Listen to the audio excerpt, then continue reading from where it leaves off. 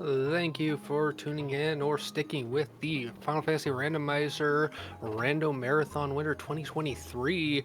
We are starting up a new run. This is the Super Mario RPG Armageddon run by Necrowind in support of the South Carolina Firefighters Burn Children Fund.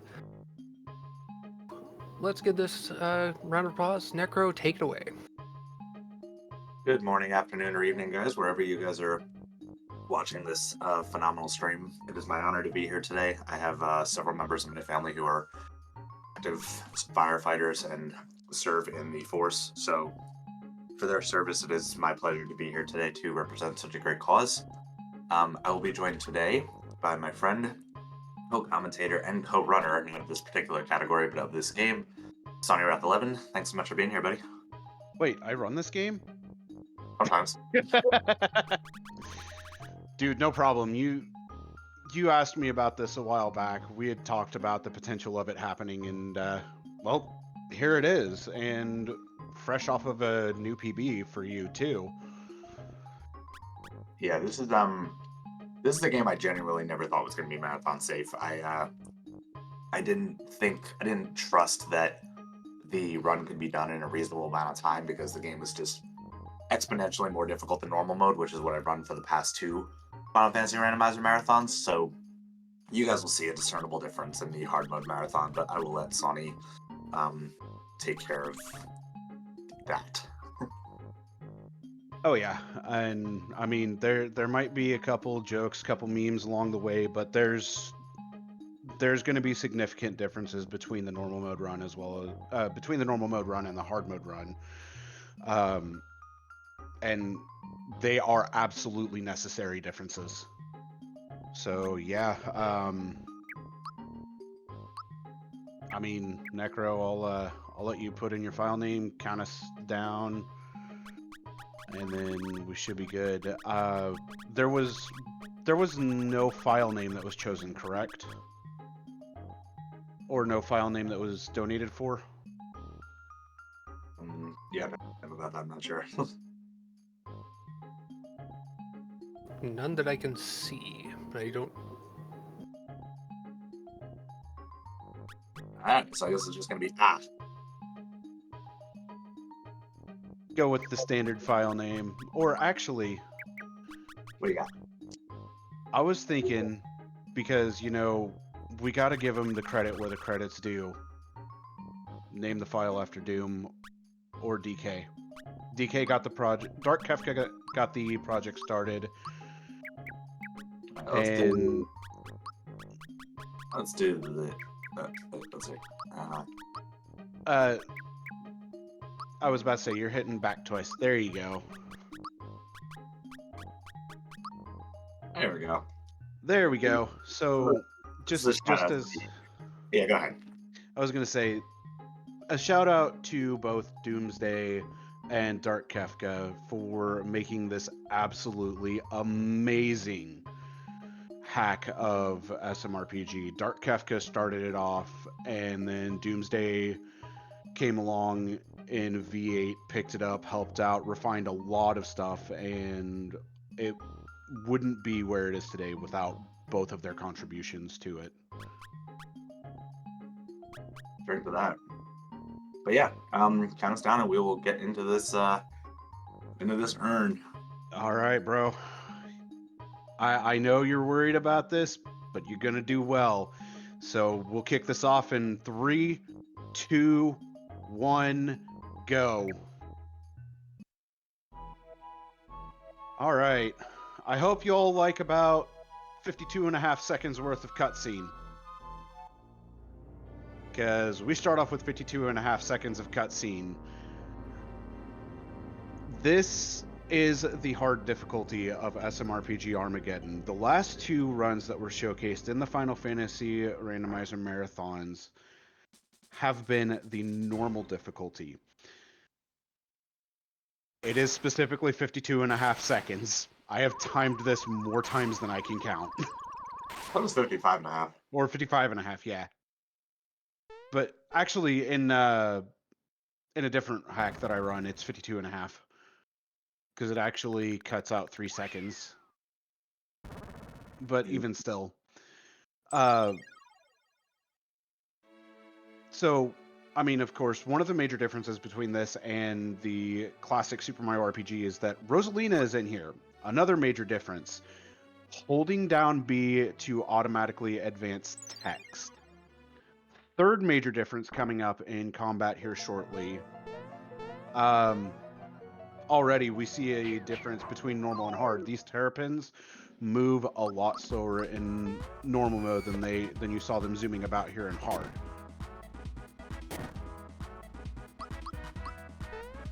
So damage that's dealt between normal and hard has slight differences, not too terribly much. The jump damage is slightly lower, as that would normally do 300. Punches, though, when perfectly timed, are still doing 200. So that is the first fight down, the terrapins themselves, and magic is still going to be heavily focused upon as the primary damage source. Coming up here into Bowser, the strategy in and of itself more or less remains the same. I mean, ultimate goal, get Bowser to take enough damage to then allow the Chandelier to be targeted.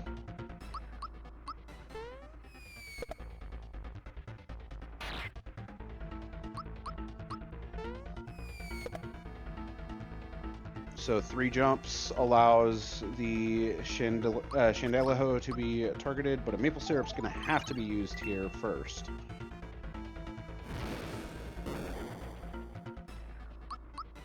Yeah, so one of the big changes to hard mode is not only is magic nerfed, but every single spell in this game is going to require more FP than it normally does. So it forces you to manage your FP in a more precise way. Whereas in normal mode, in most fights, you can just spam magic pretty much carefree and not have to worry about it too much.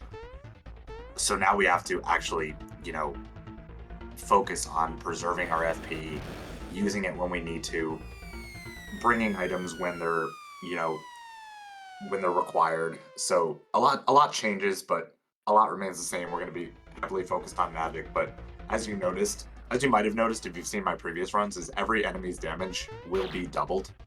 So if I was taking 20 damage from an enemy before, I'll now be taking 40 to 80, so on and so forth. So unfortunately, our HP, our defense, our magic defense, all that remains the same. So our stats remain the same, but our damage received is doubled, and our damage dealt is reduced in terms of spells. And, I mean, we say this a lot in the Discord. Granted, personally, I haven't beaten the hard mode still. Normal is fun, but hard is hard. And even though this is going to be a speedrun of it, and you saw the start of it just blasted through no problem with the first visit to Bowser's Keep, if you will, that part really isn't too terribly bad. From here on out, every boss can become a gatekeeper very easily. Oh yeah, we will die. This will not be a deathless run. I mean, the biggest thing to note on what Necro said is everything dealing double damage. And one of the worst spots that comes into play is quite literally the very end of the run.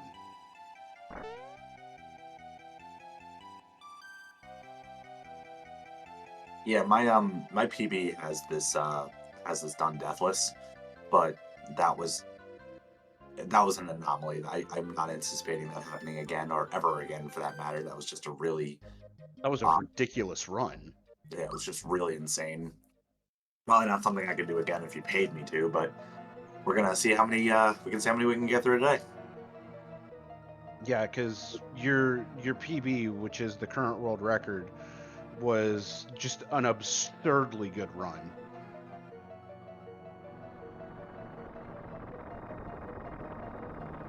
But the story of the game, at least for the Smithy percent category, stays the same, really. I mean, there are some added boss fights if you actually haven't played Armageddon or haven't watched any of the Armageddon runs. There are going to be a few bosses added throughout the game and a few fights that are changed in how their scripting works. And we'll actually encounter those as we continue on. Actually, we're going to be coming up to one of those fights here pretty soon. I'm going to let you focus for Mushroom Way here.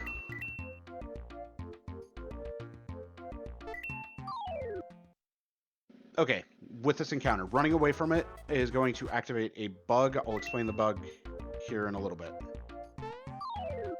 I think it's too far away. I think it is too. No, it's not. Nice.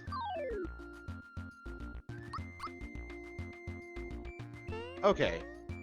So, what happened with Necro getting into the encounter with that stationary Goomba and then running away from it?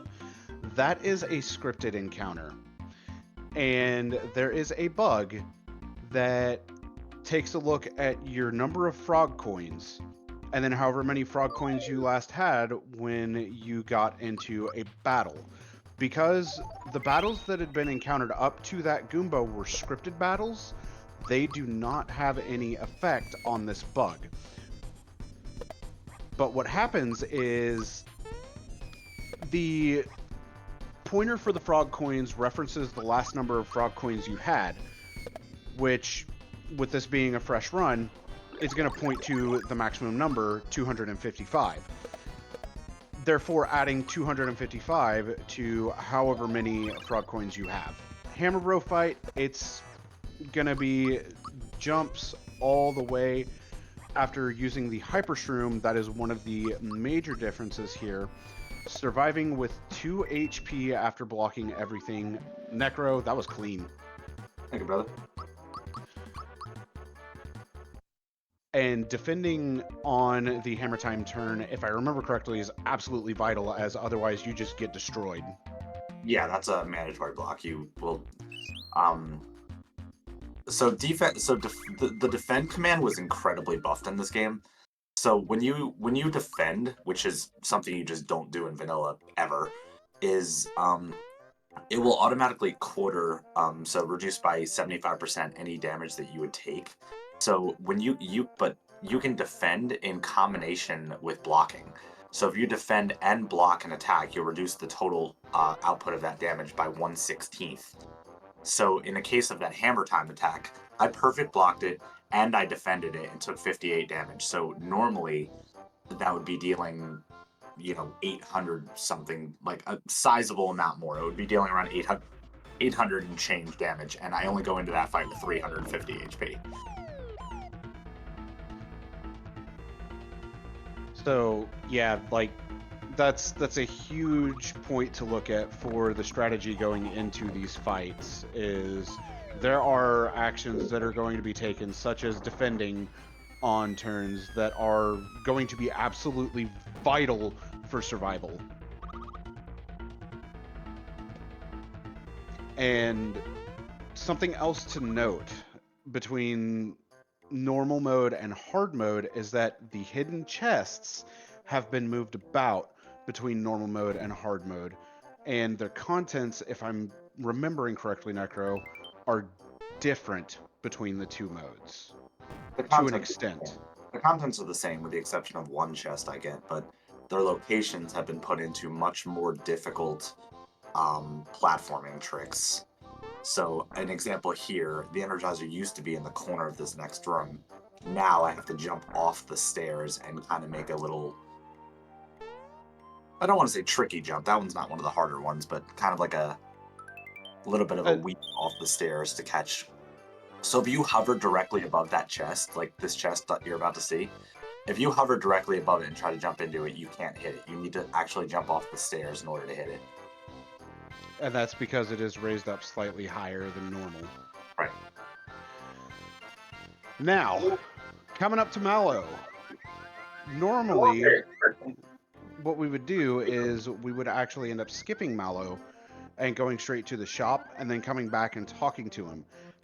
In this case, though, we need to talk to Mallow first before going to the shop, as the shopkeep gives us able juices, which are going to be necessary for the Mac fight coming up.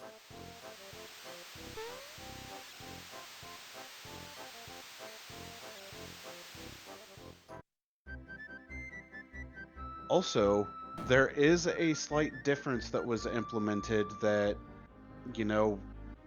we haven't mentioned yet. A lot of the menus, the EXP menus, and certain item usage will be coming out a lot faster, as recently we allowed turbo functionality to be used.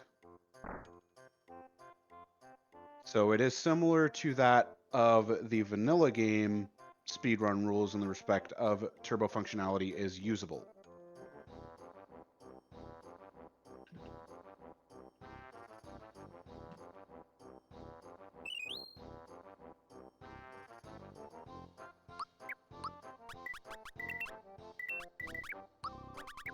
All right, so 2 vests and a coat, 1 maple syrup, and of course the, is it crest and wristband as well, if I remember correctly? Yep. Because crest and wristband, crest increases magic, wristband increases physical. The coat helps guarantee better survival. And then the vest, just in and of itself, the normal armor that we grab for our stat increases, and we are able to continue from there. Yeah, the code is a recent route change that, speaking of, the creator Doomsday actually had suggested. He was like, hey, why don't you get the coat for Malo so that it gives you a little bit more survivability for the Mac fight, since Malo's not actually attacking anyway. And I'm like, oh, you know what? That's true. So, small little change there that ended up being nice quality of life change. A 20% better chance of surviving the Mac fight at that. Speaking of Doom. Oh, here? Yeah. Where? He's in the FFR chat. Oh, snap!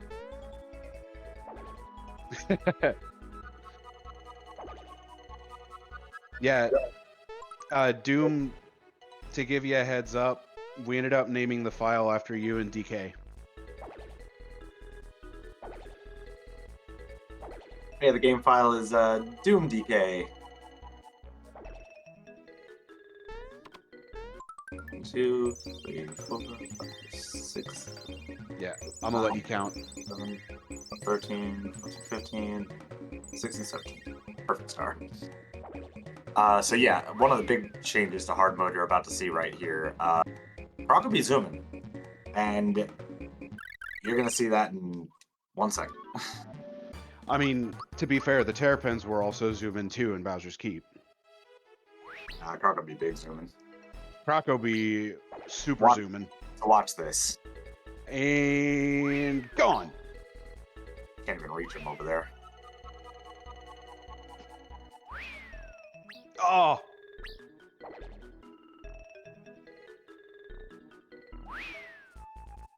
Yeah, the speed at which Croco moves absolutely terrifies me in this.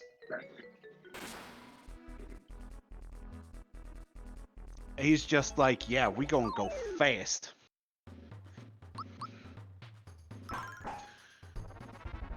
All right. Croco fight blocks are absolutely necessary here. And this fight's RNG. I can die to this beyond my control, so hopefully we do not. That's not good. Oh no.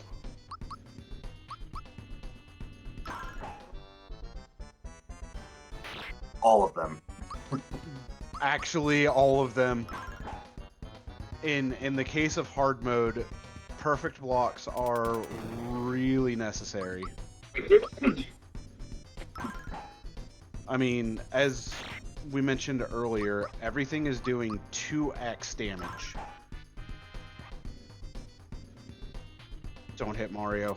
That's fine. I got that.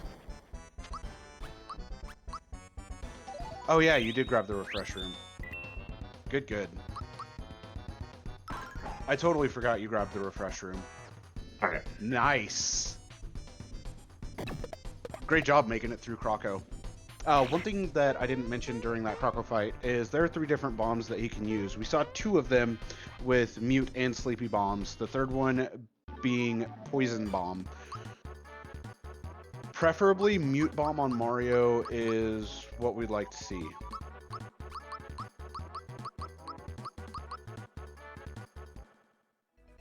Also, that is the power of the turbo functionality being enabled for the run on the menus. It's awesome. Hey, you didn't know I was using turbo. I mentioned that the turbo rule was enacted. No, you didn't know I was using it there.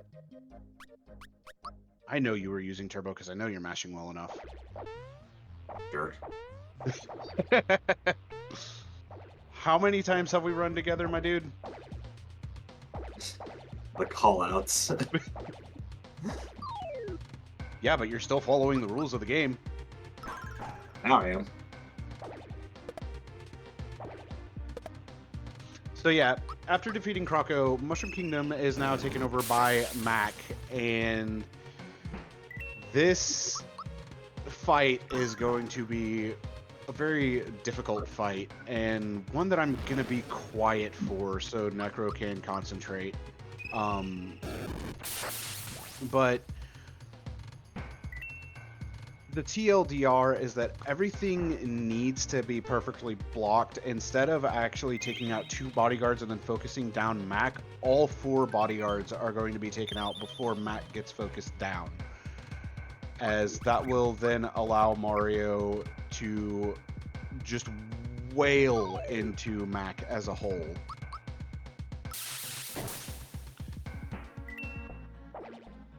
And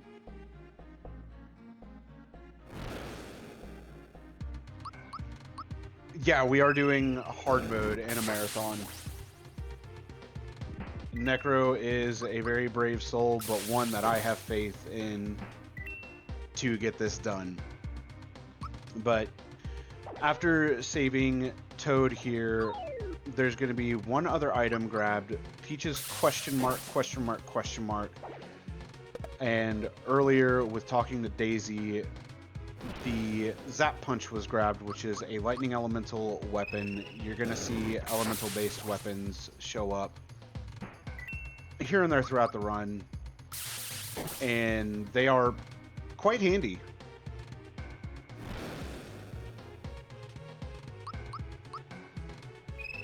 A little unlucky that Mario died there. Normally we'll defend and finish off that fight with a punch, but saved like 2 seconds. No big deal. It still worked out. You were making it through regardless on that one. But yeah, Necro, I'm gonna let you focus while you fight Mac, because this fight. We gotta go get the able juice in the vault. Flower. Oh yeah, I forgot about the able juice in the vault and that.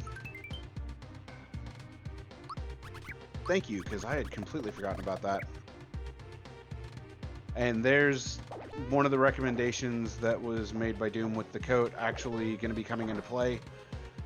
And if I remember what you told me correctly on that, it drops the chance of dying down to about 30% from 50% where it originally was. Yeah, before it was... I never actually calculated the odds, but the odds of dying to Mac are high, and we don't want them high. We want them lower. And there's... So, as you guys noticed, Mario takes a lot of damage from the fire magic spell from these bodyguards. There's nothing I can do to prevent that without nuking his physical damage output. So, if he gets fired or bounced on too much in this fight, it will kill Mario after I boost him, and I don't have another item to boost him. So I'm going to be focusing for the next 2.5 minutes, so wish me luck, chat. And I am going to let him focus on this because I've watched him do this fight. I know how difficult it is.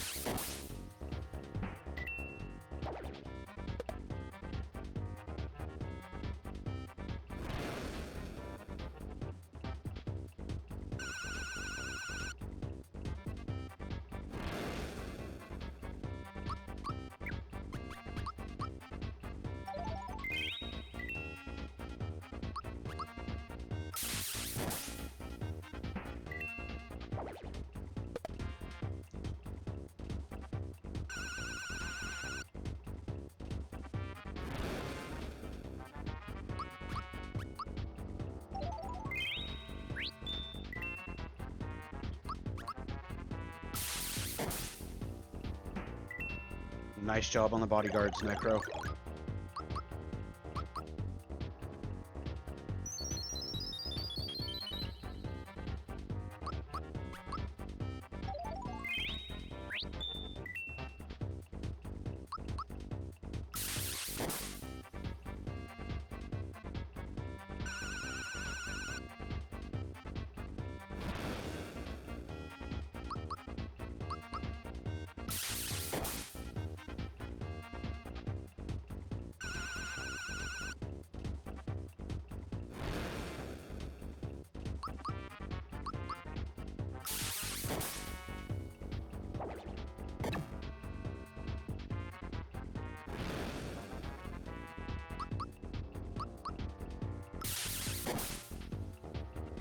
Beautiful fight, dude. Beautiful fight. So, by the way, Matt can do a bounce attack in that battle. He did it 0 times. He did Echo Finder every single turn. He did do Echo Finder every single turn, and on top of that, you got the perfect damage roll on that first hit too, for just being able to take him down that much faster, because that 4400 was huge. Yeah, so to put that in perspective, Mario's damage range can range anywhere from 2800 to 4400. You actually saw a 2800 in that fight too. So not only did I max roll in that fight, but I min rolled in it too. I did a max roll and a min roll in that fight, but Mario's damage range, so Mac has 13,000 HP.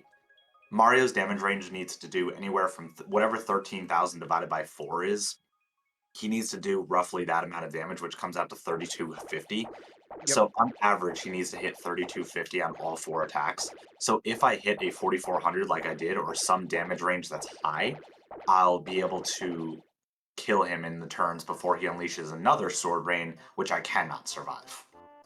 And getting him down before the potential of the second sword rain was really, really good.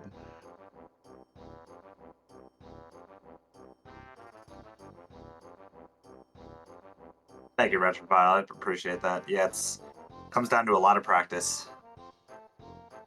I actually played this run. I actually got through this run deathless in the current world record, which is unheard of. I never expected to have a deathless run of hard mode. Not even ever. It's just a really difficult run. So I was happy I was able to make it through that. I mean, the fact that you've already made it through Mac is huge. It's massive. But, I mean, there are still many other gatekeepers to come. Mac is one of the biggest iron walls to start. And even in normal mode, Mac is a huge iron wall. I mean, to give you the perspective on it, when I started running normal mode, I spent, what, 25, almost 30 minutes on my first Mac split? Yeah, most people who run this category haven't made it through Max safely yet. He's that polarizing of a boss on normal mode. Like he's hard. If you miss a single block in that fight, he can wipe your party. And if Mario dies at any point in that fight, the run's over, or at least that fight's over. So it's just a very difficult polarizing battle, and on hard it's 10 times worse because even if you play flawlessly, Mac can kill you. But Yeah. now we're on the first orb section of the run, so I'm gonna need some time here. Yep. As the orb sections in and of themselves are rhythm based and I would say a bit harder, but it's I would say more akin to super jumping. All right, Necro, I'm gonna let you focus for orbs. Good luck. Thanks.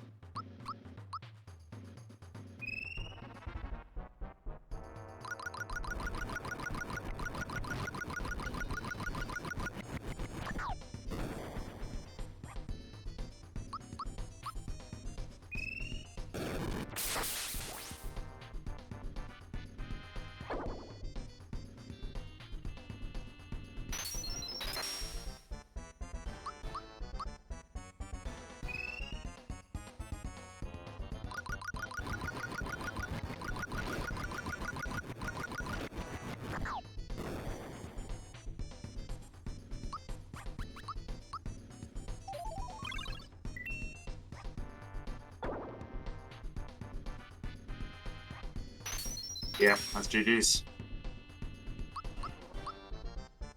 We are going to die. Yep.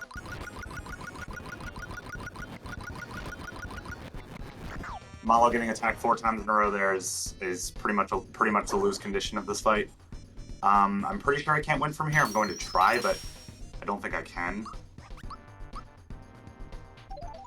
But now I get White Breath.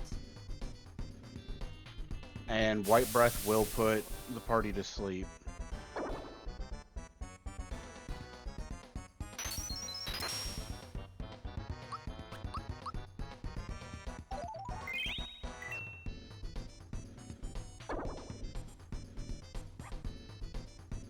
Might be fine. We'll see.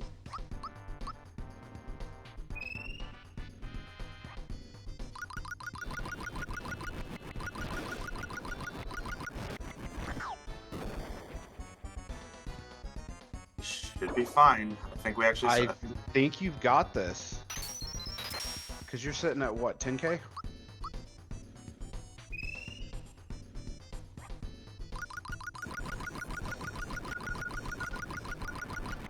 Nice recovery, dude.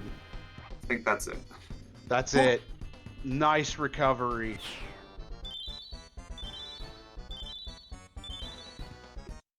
Yeah, normally if Mallow dies, that fight is over.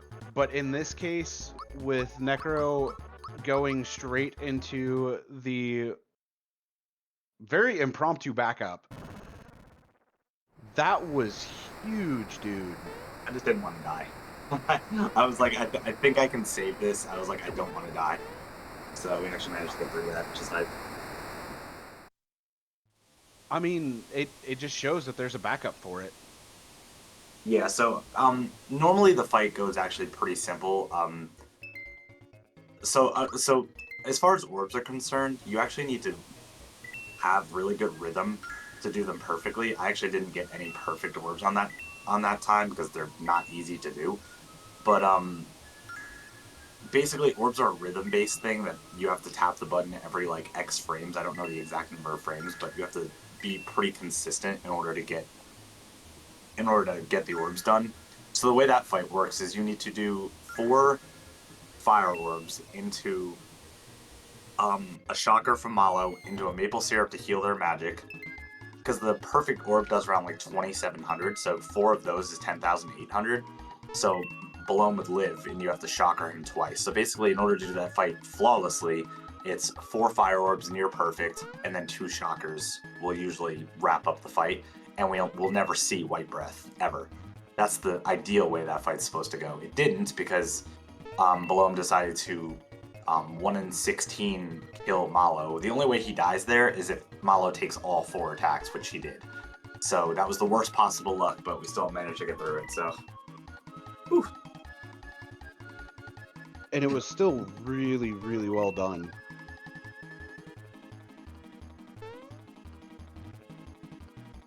So yeah, the Midas River minigame really doesn't have any changes. You may have noticed the blue coins on the map. Those are galaxy coins, and it is an extra currency that is in Arma that will be used a lot later. I mean, of course, frog coins still exist, and of course, your normal coins still exist.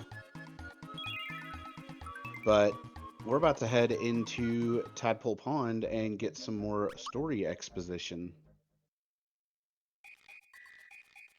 As well as you get to take a break for a little bit from stressful boss fights until, of course, the next one coming up, which is going to be Bowyer.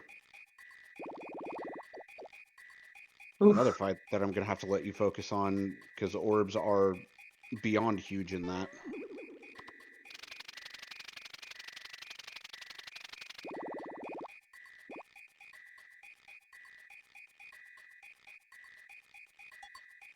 And to give a bit more exposition on orbs and the importance of them in this run, as well as the difficulty behind them,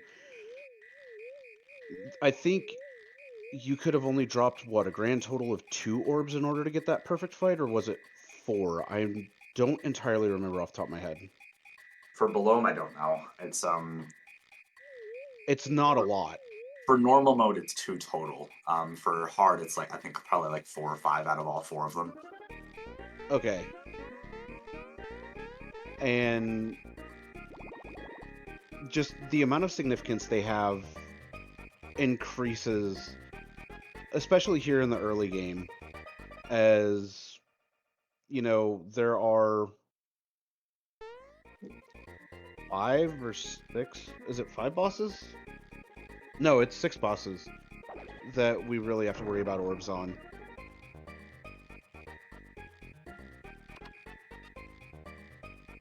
And the equivalent difficulty that Necro has given to me on orbs is like doing super jumps in vanilla, with the importance behind them. But you know, we're coming up to a groundbreaking discovery here in the run.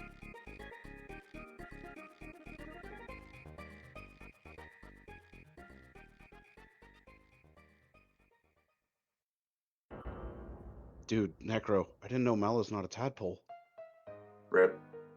Man.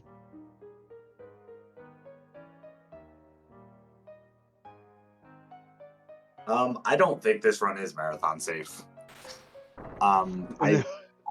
This is one of those things that I kind of got. That the community was kind of like, hey, you can absolutely do this. Like, definitely give this a shot. And despite the last 3 of my runs coming in under estimate, there are so many things in this run that if the run wants you to die, as you've seen, it can just make sure you don't continue. And Mac is one of those bosses that prior to recently, if that fight could just in theory wall me for 3 hours, like it could just straight up kill me over and over and over again, and there's nothing I can do about it. So the fact that it didn't, I'm happy, obviously, but it's one of those fights that if you don't play perfectly, it can just make sure you don't get past it. So the shop menu here at Tadpole Pond is absolutely necessary, as those able juices and freshen ups will come in handy later. And while we're going through Rose Way, Thavian, if you have any donations or anything that you'd like to plug, I think this would be a good time to do so. Oh yeah, we have cutscene galore after this. Well, Yep. we have not had any new donations. Feel free to donate, though. This is very much for a good cause. We are raising money for the children, for burn victims. If we can get $600, every $600 puts a kid in a camp so they can enjoy a good time and actually feel like children, happy children. everyone deserves to be happy, especially as a child. I can agree on that. But yeah, we're about to be in cutscene heaven, as Rosetown has a significant cutscene coming up that is traditionally a bathroom break.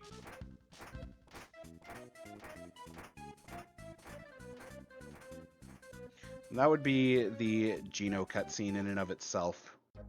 So yeah, there's not much that I have to say on that outside of there's a slight difference on going through Rosetown, as coming in and grabbing that flower in the shop is necessary, as well as grabbing these 2 flowers here, as Necro wants to have as much FP as possible or hit a certain threshold before going into the very end of the game. Yeah, so the fight at the end of the game, in my opinion, the most difficult fight in the run, Cloaker, who you usually fight in combination with Domino, he is the hardest fight in the game. You have to perfect block that fight about 20 times in a row, and it requires near perfection to actually beat the fight in the way that I do, because it is so hard. You guys will see that in about 3 hours. But that fight is brutally difficult. I'm going to try to get through it on my first try. I'm going to do my best, but no promises on that one. But you guys will see that soon. That is the toughest fight in the run, in my personal opinion. So looking forward to that a little bit later. I mean, when you got your record and you got through the Cloaker fight, I saw the sigh of relief. I saw how much you were able to at least loosen up at that point,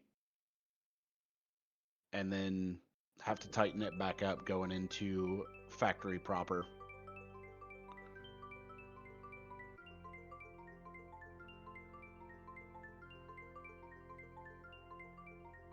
But yeah, say hello to Geno.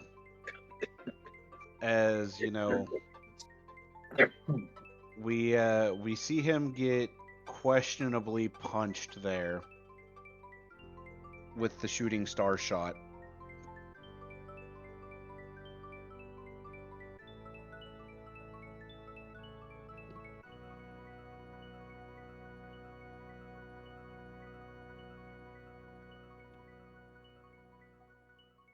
So yeah, I don't really have much of anything to add here right now. Outside of, dude, you're killing it right now. Yeah, so far so good. Run's going A-okay. So if you guys hear a little call from me from time to time, I apologize. I've got a little bit of a sinus infection today, but given the fact that I was running for charity, I was not going to miss this for the world. So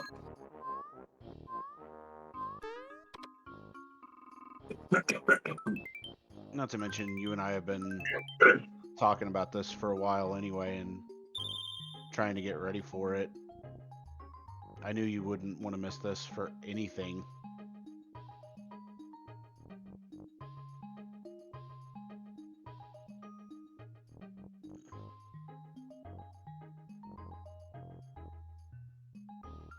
To be fair, Bull, I thought the same thing as a kid.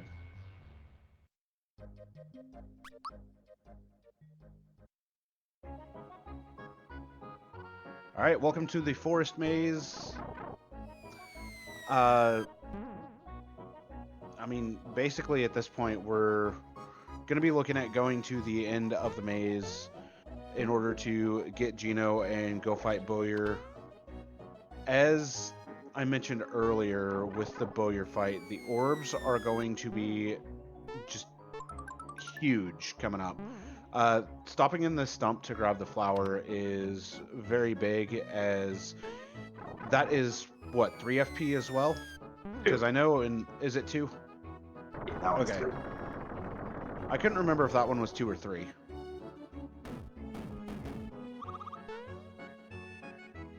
But even still, the FP in and of itself is very, very much welcome. Nice. Nice, no R&B.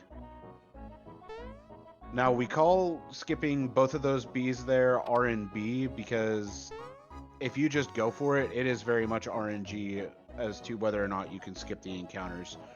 If you decide to stop and wait, which, yes, it is slow, you can potentially guarantee skipping that B encounter. But here comes Bowyer. Hey, you got 2 minutes, so talk about whatever you want to talk about. Actually, I was going to ask you, how many orbs can you drop in the Bowyer fight and still be able to execute it properly? This fight is hard as hell. I don't even like all these fights that are so like, I don't want to say trivial because they're not. Like, people who run this game struggle on all of these orb-based fights, but the Bowyer fight on normal is so forgiving.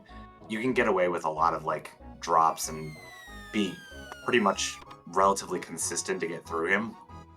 On hard, everything changes. Like, I can't state enough that for those who play this game, do not play this mode unless you beat normal first. It is so challenging in every conceivable way. Like, everything changes. The damage formulas on your spells, the amount of damage the enemies output, the amount of FP that's required, the restriction of items that the game puts on you, amongst a litany of other things. Hard mode is just infinitely. Some people say hard is only 2x harder than normal. That's blatantly untrue. I would probably say it's close to like 5x, if not more.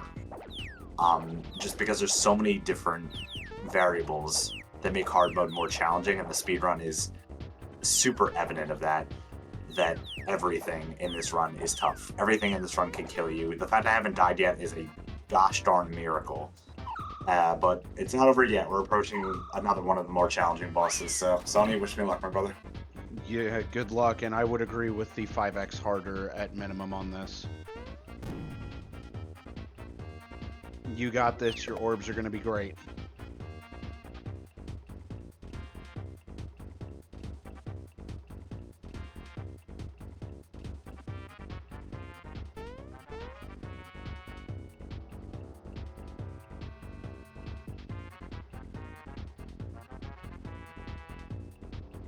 So yeah, I am going to let Necro focus here. But Geno boosting Mario is huge. It's going to increase the damage output by a lot.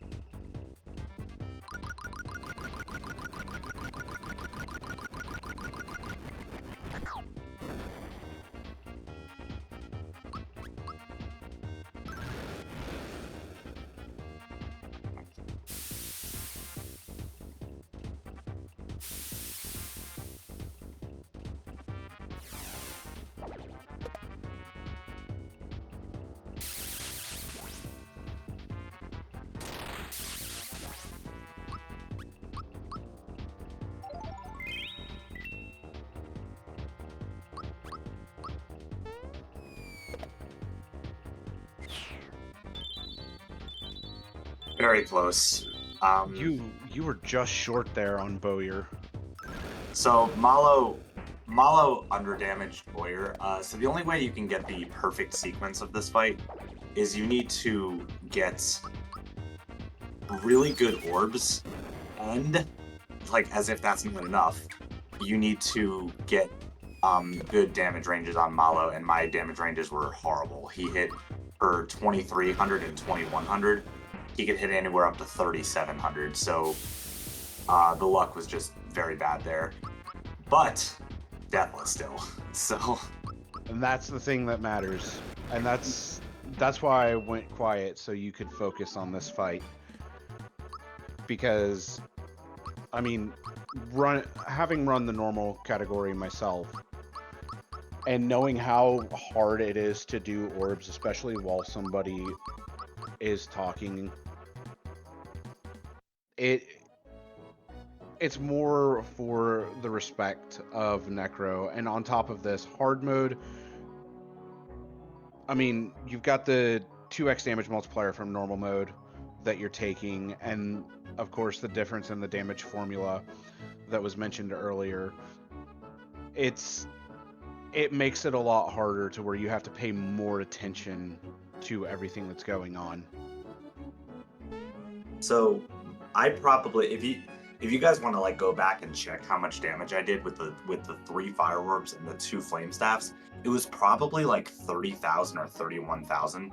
He has 32,000 health. I barely missed killing him. It was super close. I think it was just under 31. Yeah, it was either like low 31s or like a high 30,000 damage, but it was really close. The ideal fight doesn't let Boyer attack more than once. He was able to get off a second turn there, which could have been terrifying. We actually got glare on Mala, which is the worst possible thing. But ended up doing okay.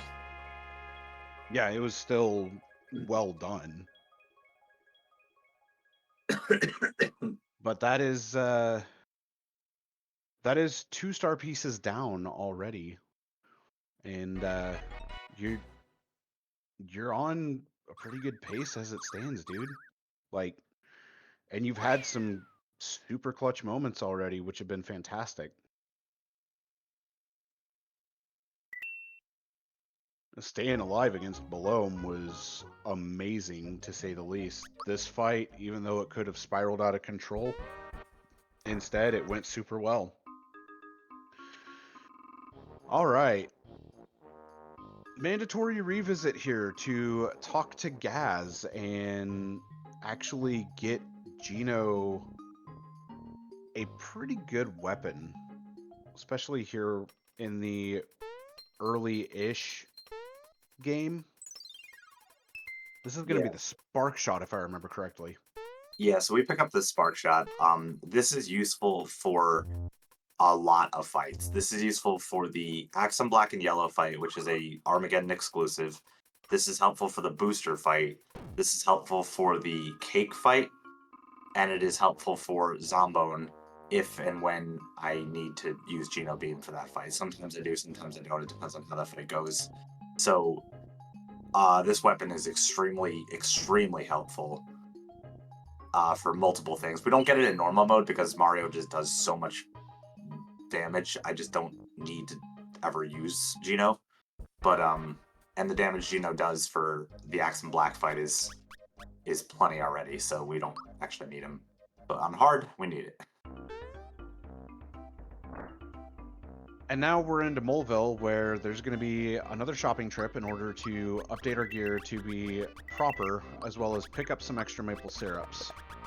It's going to be the 3 reflect vests coming up, wake up pin going on Malo, Spark Shot of course being equipped to Geno, and then Crest also going on to Geno, and those 3 vests all going on to each character in order to increase their stats as a whole, really. Yes, Punchanella's damage output is absurd. Very much so. Oh my gosh. The damage output from his bombs dashing into you is sizable, so you don't want him to get off too many attacks. So this is one of the first fights that introduces like phasing or the live system mechanic, where he has 3 different phases. As you might remember from the original game, he has his little baby bombs, he has his normal size bombs, and then he has the meso bombs. In each one of those phases, he has 18,000 HP. And no matter how much damage you do, like if I were to deal 36,000 HP, it wouldn't skip 2 phases. It would only skip the 1. So we want to properly damage him. So we'll be dealing with each phase in 2 turns promptly is what we're going to be looking to do. But again, that requires orbs. So I mean, I think you got it. yeah, it's pretty forgiving on Punchinello. Which is ironic because on normal it's the most demanding fight. Yeah, I was about to say, with normal it's super demanding, but with hard, it's weird that you have a little bit of wiggle room. This fight just requires me to block really well, so I'm going to be pretty zenned in on this boss too. Oh yeah. I apologize if there's a lot of downtime, chat. These fights are hard. Like I can't understate how difficult they are. So like a lot of times I'll be pretty quiet and focusing during them because if I do miss blocks, I will die. So And why I'm pretty like focused. and I don't want to break Necro's focus because I know how bad it feels to break somebody's focus, especially on fights that are as hard as these. Also, Armageddon exclusive here. Killing Croco with the star.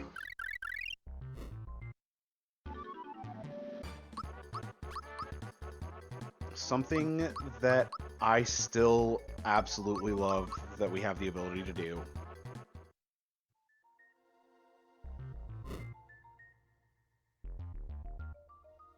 But yeah, there's going to be a lot of usage of ice orbs specifically, and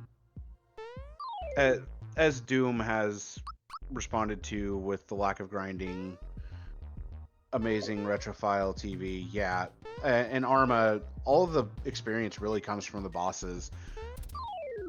So going into the punchy fight, Necro, I'm gonna let you focus again because even though it has a little bit of wiggle room, I know it's still very possible to die.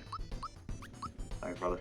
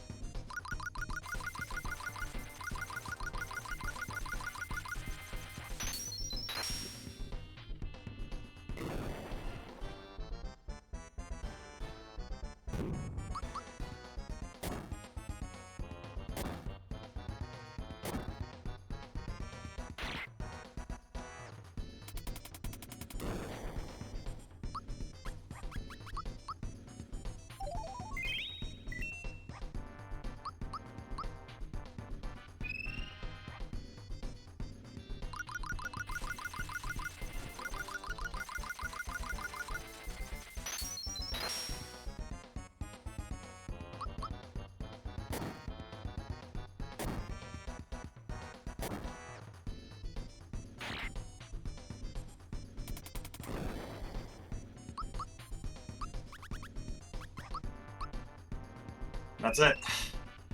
Dude.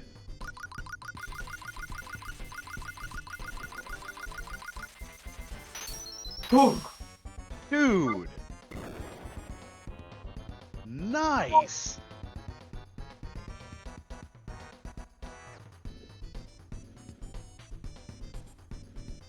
Yikes.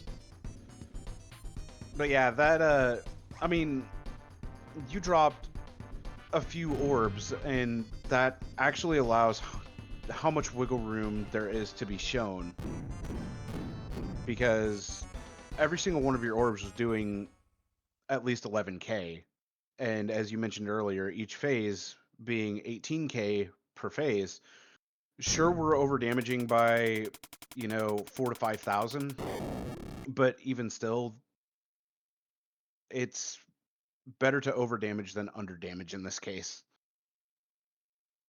Yeah, so the fight coming up is an Armageddon exclusive. It's the Axum Black and Yellow fight. Basically, the developers wanted to expose the player to the Axum Rangers before the volcano, where they're kind of like, "Hey, we're the Axum Rangers. You've never heard of us before." Well, in this game, they let you fight all 5 of them in subsequent battles. You fight Black and Yellow in Mulville. You fight Axum Blue and Axum Pink in Star Hill, which is normally a free star, but they actually put a boss there, which is kind of cool.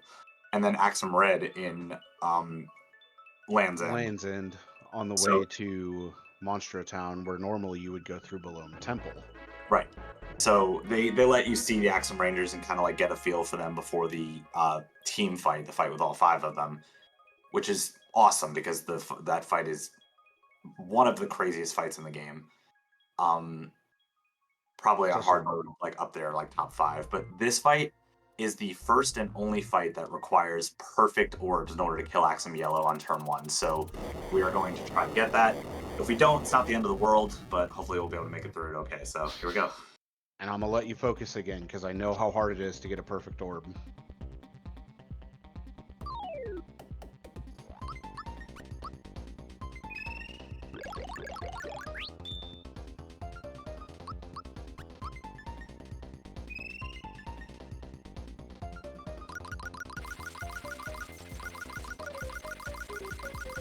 Alright, so we didn't get it, but hopefully it shouldn't cost us too much.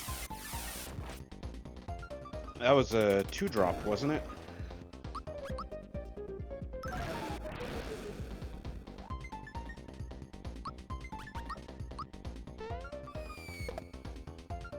Pick up Gino. Yes. Nice. No! No! Alright, that's awkward.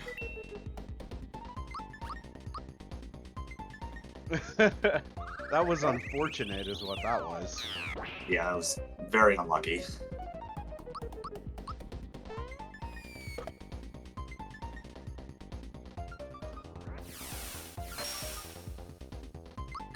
Nice miss. Wait, that can miss? Yes, it can. And that's the end of Axum Black right there. Since when can it miss? It's a Gen 1 mischance, literally. I've never seen that, and I've run this game like 600 times. I've never seen that move miss before. I have seen it miss once outside of this. I have not. I didn't know Diamond's on in this chance. I know it does in normal. I didn't think it did in hard.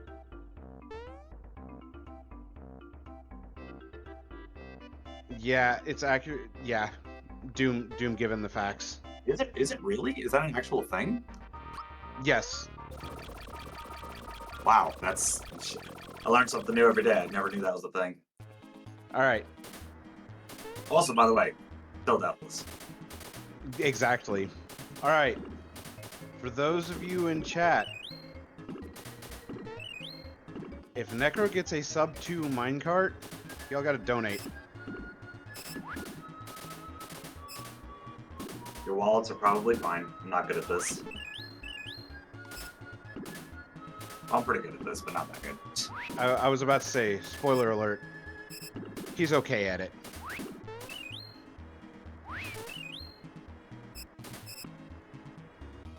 And I will throw a $5 donation in with you all if he gets sub 2 on the minecart. So if you're willing to match me, you better speak up.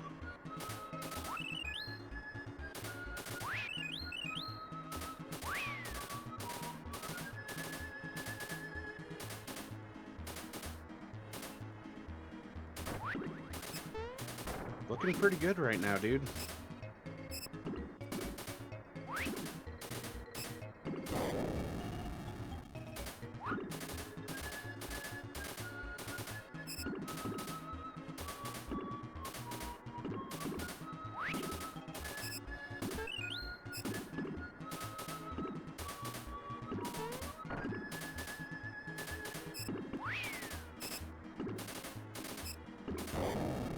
Oh, that might have screwed it.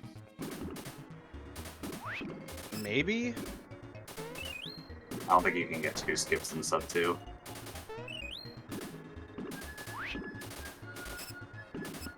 Oh, definitely not No, 3.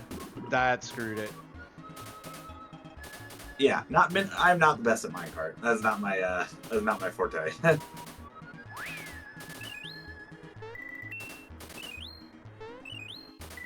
Rip Charity. You gave it the attempt.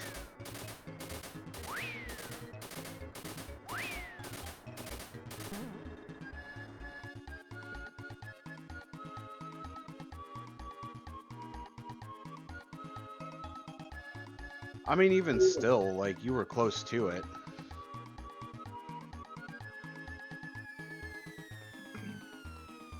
So earlier we were making we were talking about how the hidden chest locations have been moved. Here comes one of the first ones that's pretty brutal. This is the first lucky ring, isn't it? Yeah.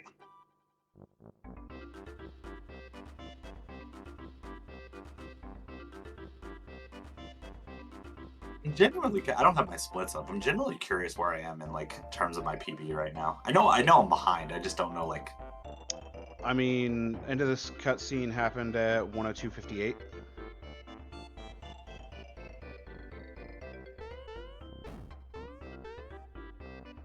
I'm actually curious where I am in terms of my PB right now because my PB was deathless also, but I also had a better early game.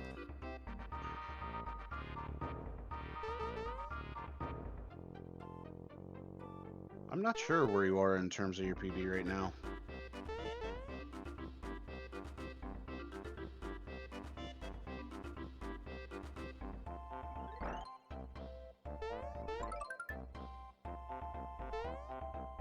I forgot about the blue essence in that house.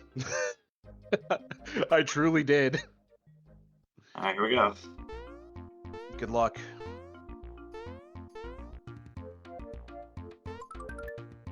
Nice. Get that second one. Nice. Holy sugar.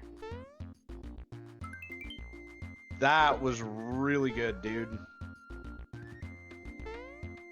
That was really, really good. Yeah, I never have gotten that first try before, so that was sick. That was amazing.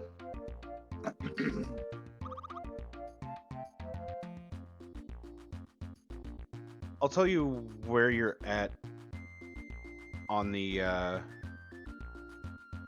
when we get to the booster split. Sounds good. Okay, that was your time for that. What is my booster split in PB? 110.51. 151. Okay.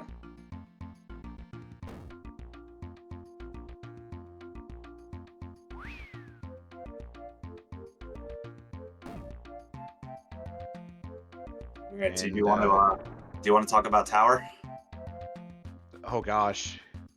All right, so well, let me ask you this: do you need to reset before going into the room? No, I have a save after the afterwards in case I screw it up. Okay. So booster tower is gonna be the biggest point here in the run. Yeah, I think you're about a minute behind your PB right now. Getting no encounters in this tower up until a specific room is absolutely necessary. And I cannot stress that enough.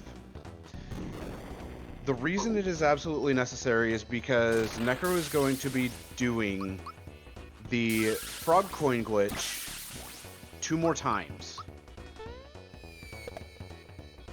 And that is in order to get the rest of the frog coins to be able to finish out the run. If he gets into any unscripted encounter throughout any part of this tower leading up to the fireball room, the bug cannot be done. Without several minutes of remanipulating it, yeah. But we're gonna try to, so give me a second, I'm gonna try to get this first try. Yep. So I'm going to let him move through this. Good luck, dude.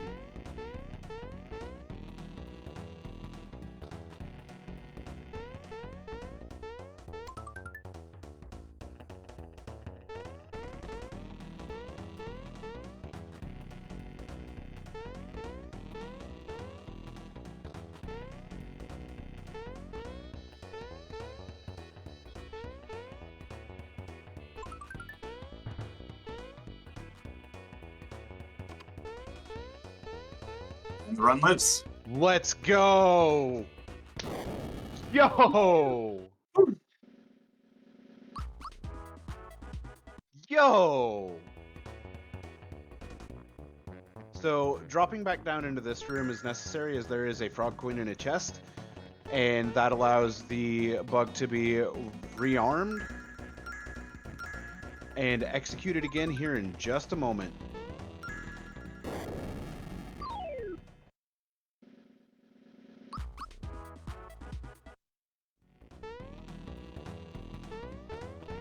You want to pull up your menu here in a sec to show the frog coins? I have to do an equip, so yeah. Oh yeah, you do.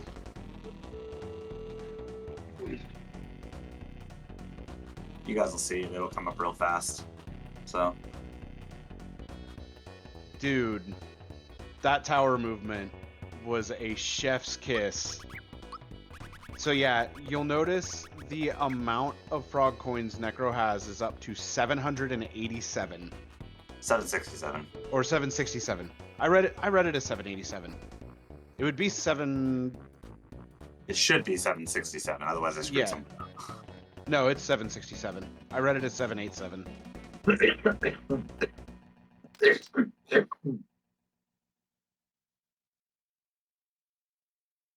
I mean, even still, it's a lot, is what the point really is. But yeah. So normally if I get into a encounter there, the run would be over.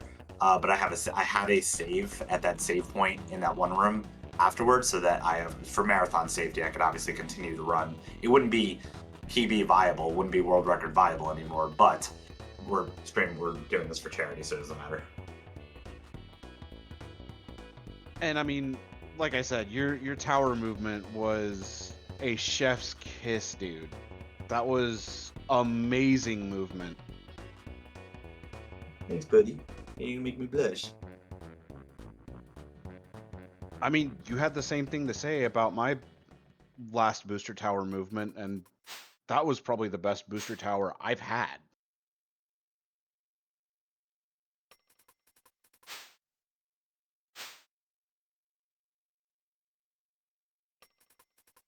So yeah, booster fight coming up. This is going to be a little more difficult than it was in normal mode. As normal mode, we're able to throw 3 gems and call it good. Here, it's not quite the same. So, I mean, the fire gem is still going to go out, but you're going to notice one thing in particular. The damage output of the gems is lowered from where it would normally be. So, in normal mode, the Sniffets take 3,750 damage, and Booster would take 7,500.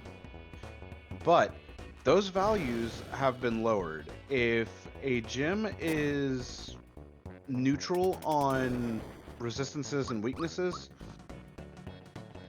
then it will deal 5,000 damage. If said enemy is weak to the element, they will take 10,000 damage. But if they resist it, they only take 2,500. So Geno Shock comes out twice in order to make up the damage of 2 bombs in total.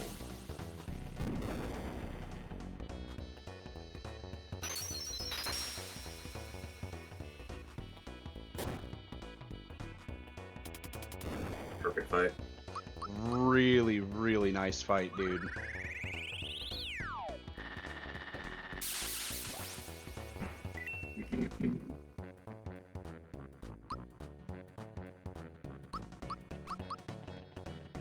Another fight you have to block with your life to survive. +1 or plus 47 seconds on your PB right now, dude. Literally. Okay, this fight is freaking hard, so Yeah, I'm not gonna talk here. Good luck. thanks.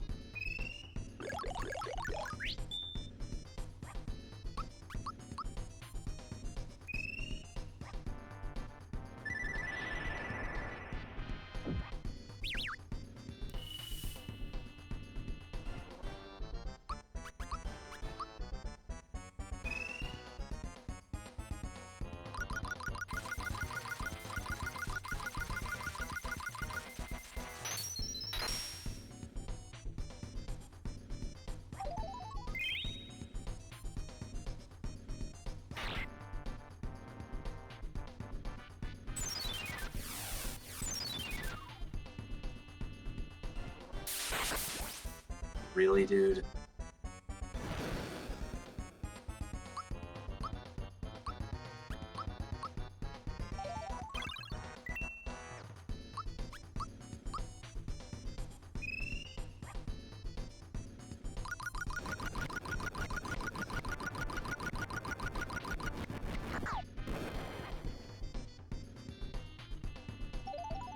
Nice phase 1.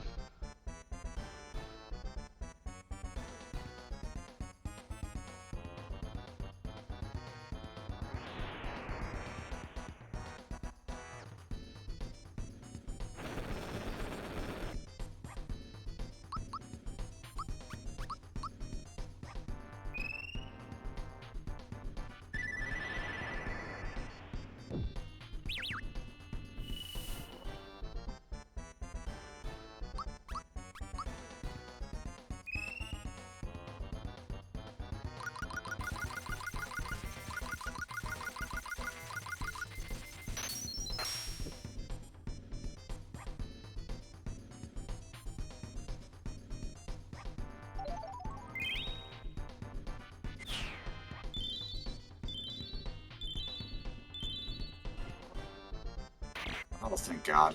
Okay. Nice. If he had killed Mario there, we would have been in deep hope. We would have been in deep water, so got pretty lucky there. Give me a No second. kidding there.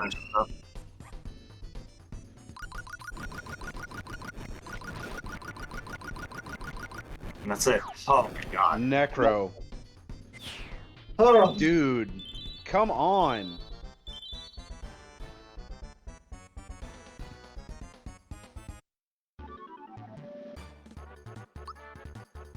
Still deathless. That was the final orb fight for a long time. That was beautifully done.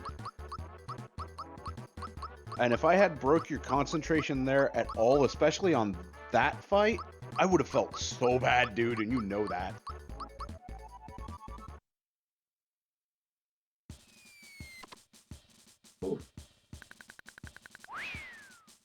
Prison on Gino was so unlucky. I had to get like pretty lucky there.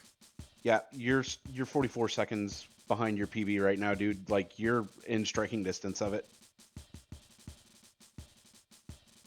You are let's see if I can playing get through, really well. see if I can get through freaking Booster's Tower. I need at So- least 9. I need at least 9 here to have a salvageable run. Otherwise, I'm gonna have to do some work.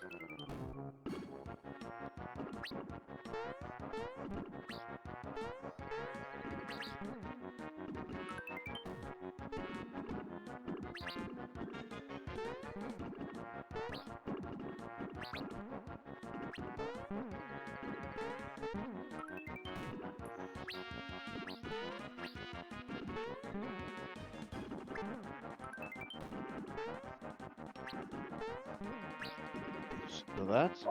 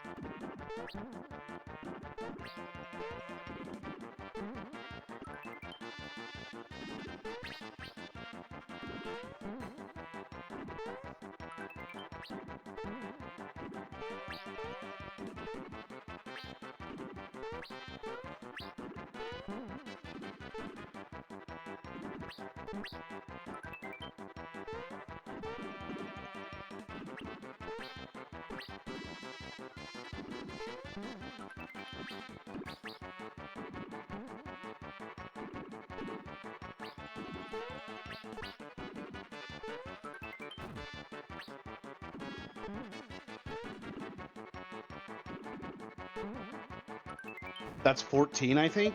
Holy shoot. No, that was 15. dude. Good On God! On hard mode. Oh my god. What the heck, dude? Okay. Necro, what? First off, good job.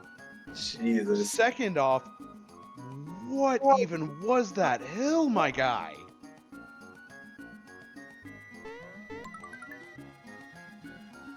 Fifteen Flower Hill on hard mode. Holy sugar. That was crazy. I'm going back to look at your PB to see how many you got there. 9. You get, I got 9 yeah. on my You're 6 flowers ahead from your PB. Oh my gosh. That's actually even bigger than I realized, because now even if I fail the sniff it minigame, the run's fine. Yeah, I was gonna say you have a massive, massive wall of safety here. Wow. Can someone clip that and like that was literally the best hill of my life on hard. I think somebody is probably gonna do that.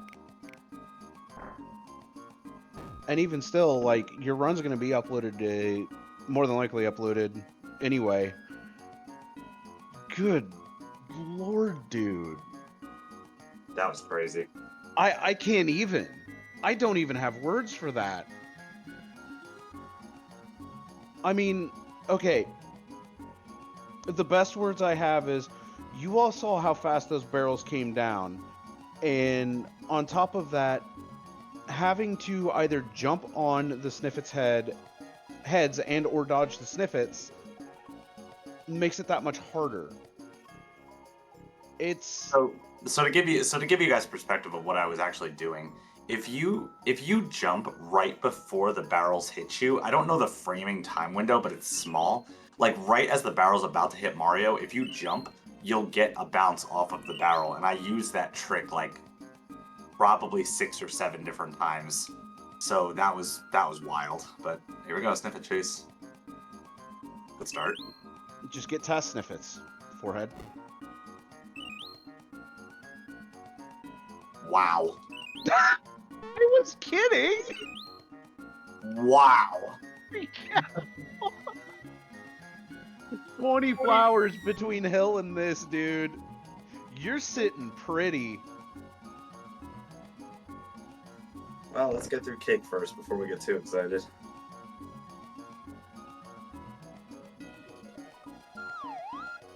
All right, so the double damage of hard mode is really going to start showing itself here. I mean, even though we've seen it throughout the rest of the run, this is one of those spots that it really, really matters.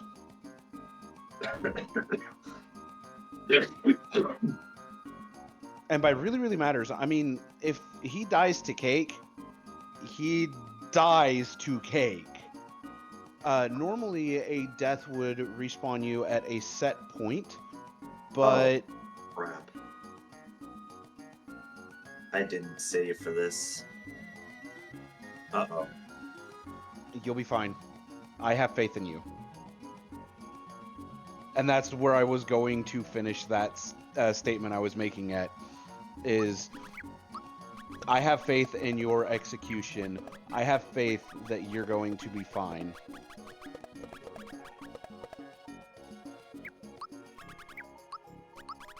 So we switch out Mario for Peach, as Mario can be switched out of the party. And since he did not save, I'm going to silence here and let him concentrate. Good luck, Necro.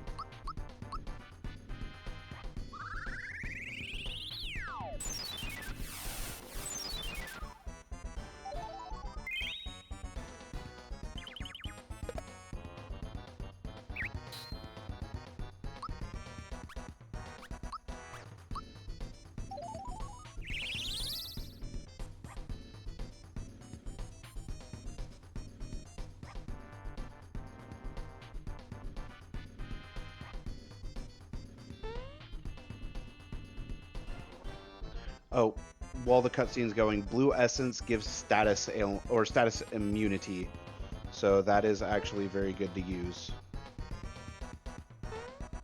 and kind of necessary on Juno with that.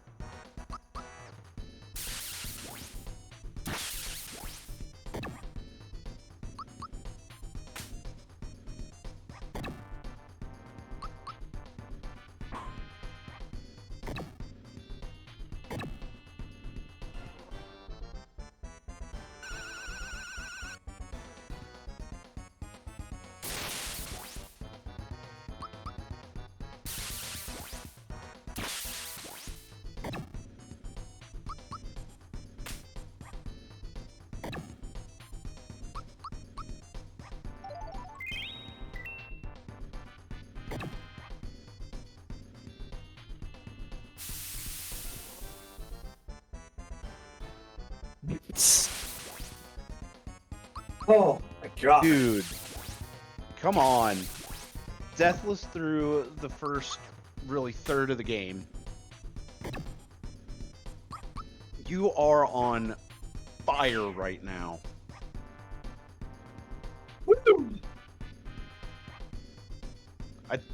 I knew you'd be okay. I knew you didn't have to worry about saving.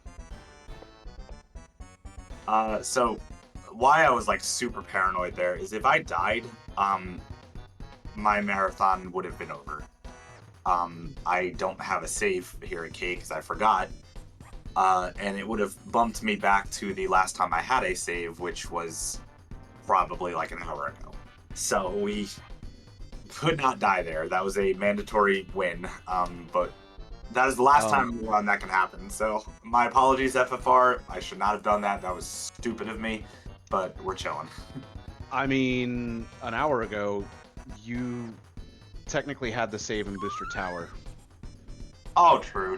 That's right. I mean, that's still like 30 minutes ago, but yeah. Even still, dude, like, the fact that you just clutched out Cake like that, just magnificent. My hands are shaking a little bit. Understandably so. That fight is not easy, and I mean, the fact that it's on hard mode, which has the double damage output anyway, and uses a lot of spells on top of the Torts giving the armor break debuff, and the strategy being completely different from that of normal mode, as normally it would be Peach using Holy with the Holy Gem, instead of Geno Beam and Holy Gem. Yeah, I can't blame you for shaking, dude. I can't blame you for being shaky. Terrifying, my lord. It might have been a terrifying fight, but you did it. Keep that in mind. It's funny, I've run this game probably 1,000 times at this point between resets and whatnot, and no matter how many times I make it to Cake, it's always a fight that makes me nervous. So... Well, it's because you know how much is on the line at Cake. It's whether the run continues or the run dies. And I mean, if you safety save, the run can continue, but you just have to redo the entire Sniffet chase. But, like, in this case, it definitely would have been run dead. And that just wreaks more havoc on your nerves as a whole.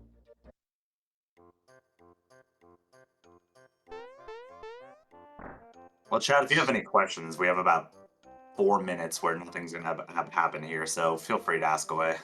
And at the same time, we can also give this time to Thavian to throw a plug, or if we have any donations, or even talk about the upcoming incentives.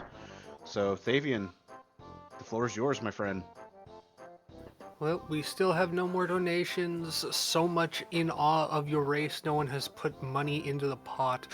But if they do, this is a charity event for the South Carolina State Firefighters Foundation for the burn children MUSC Children's Hospital Pediatric Burn Center. Every donation that's given for this event goes to helping children who have suffered burn damage, sending them to camp. If we can get $600 aided in, that's another kid we get to send to camp so they can actually have an enjoyable life. This is all for charity. This is all for good fun. This is all worth it. As far as incentives coming up goes, we've got Castlevania Aria of Shadow after this. Looks like we still have an $80 to go for the upgraded difficulty from normal mode to hard mode. So if you want to make the runner's day all that much harder, feel free to donate on that. Following that, of course, we had the Final Fantasy Randomizer swapped seed race with Dark Moon and Giganut. Right now, we've got incentives open, $70 more left to force them to fight Warmech. We all need more robot chicken. We definitely do, so try to get your donations in for that. I don't know how long we have until that comes up. But yeah, Necro, like, your run right now is really, really solid. This has been extremely good so far. I mean, the fact that you're deathless through the first third of the game is no small feat. My apologies, this- I got the crew mixed up. It's not Dark Moon and Giga Nut. They're crew members, where it looks like Forsaken and Fizz are the runners for that. Yes. Oh, You good there, dude? this run is hard. It is, but you at least have a bit of a sigh of relief that you can give now. Yeah, so any deaths that happen from this point out are just time losses. There's no way the run can actually end anymore. We've made it past Booster's Tower, we've made it past Cake, so now we will have a completed run.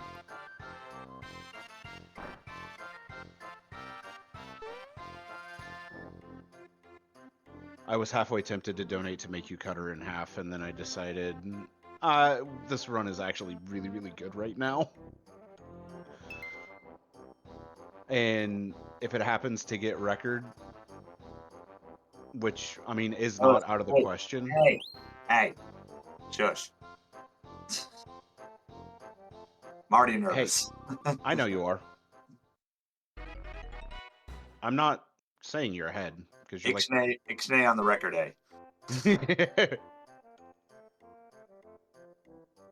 I mean, you're performing extremely well already, dude. Shoutouts to the power of the turbo controller right there. Alright, so we are coming up to Armageddon. Yeah, you actually did get a really, really good booster hill, dude. I don't think anybody's topping that anytime soon.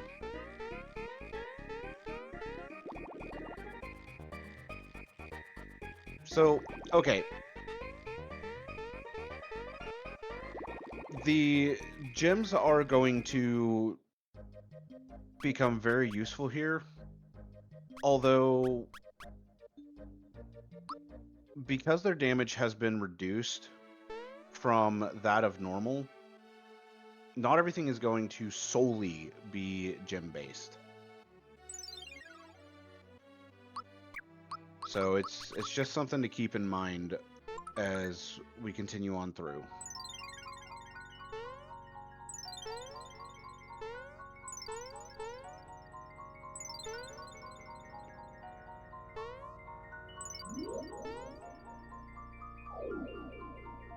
Nice room one.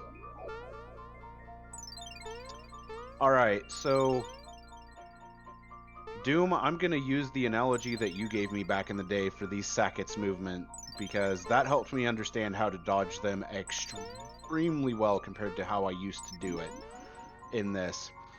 These Sackets, or the blue bandits that you see, they move in the pattern like a knight would in chess, that it's kind of an L-shaped, or L-shaped. They only make 90-degree turns. I mean, you can see them move in a U or a C,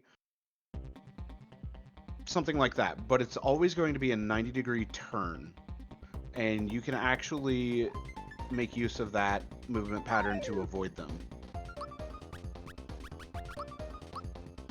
Axum Pink and Axum Blue here. Blue would normally be Axum Green, however, the coloration on the Axum is blue instead, which, you know, I personally like more.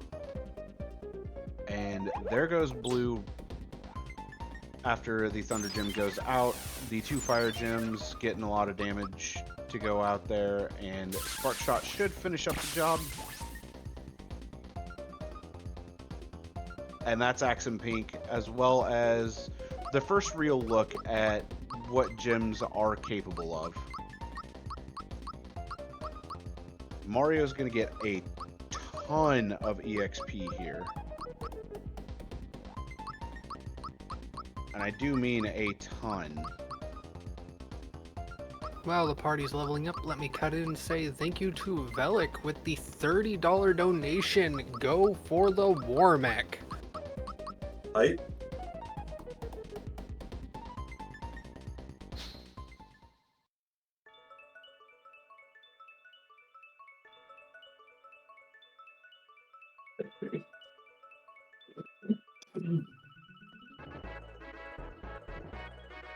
Hype indeed. Let's get some more of these incentives met. Maybe try to get some of the bid wars taken down.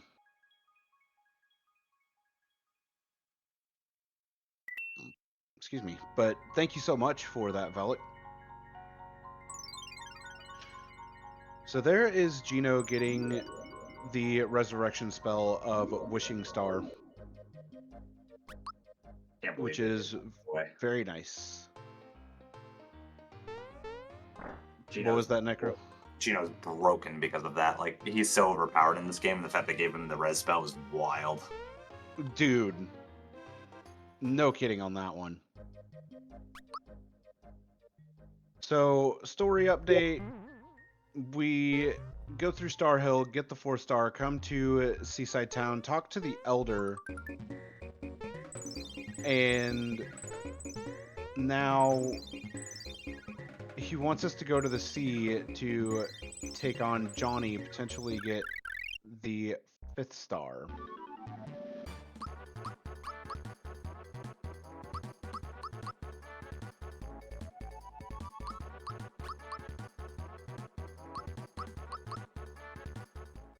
Also, Bowser's levels are solely going into physical. That is going to be necessary later on. And that is specifically for hoping for good rolls on the domino fight, if I remember correctly. Yeah. Ah, I almost forgot about grabbing that purify water. And this upcoming flower is very, very necessary, albeit could have been skipped, but ultimately there's no reason to.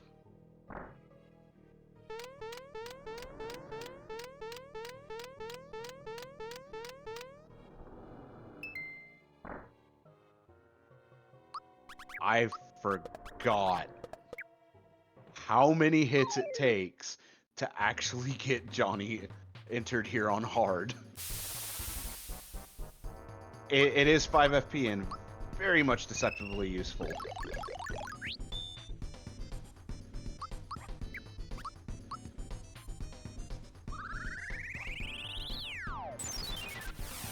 And I will admit, it is a change to the route that I suggested back in normal mode that is kind of stuck around.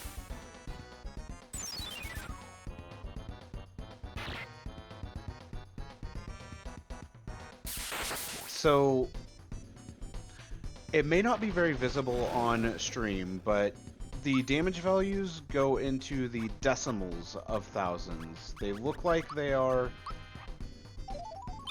200,000, 100,000. No, they are 20.4 and 10.0.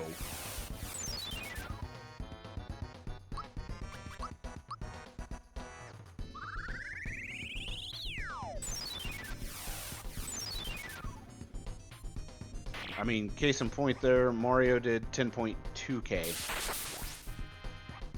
And that's just with Holy in and of itself. Krista's gonna... Well, Krista was gonna kill Mario anyway. That was a perfect fight. That was a gorgeous fight. Amazing, dude.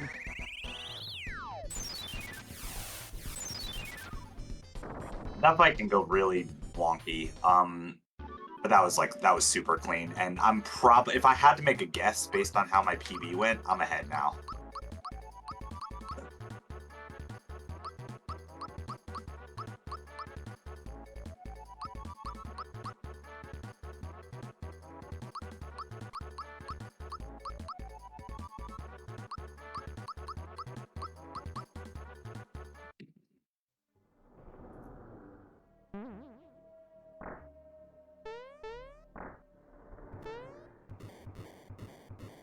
Oh, yeah, these are a lot different.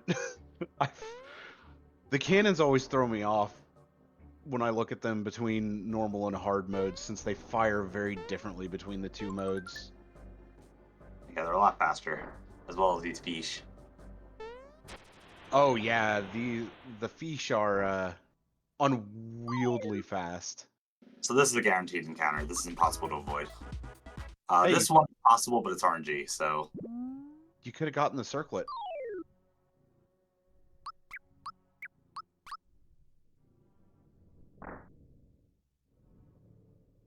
I can feel you being like, don't tempt me.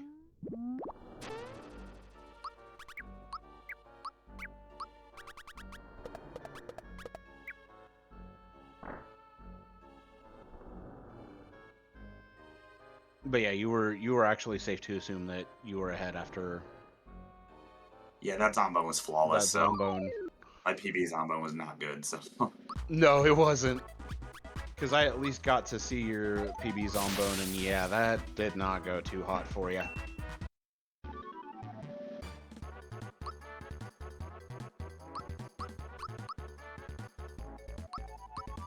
The fish and the bees are not paired up here. I mean,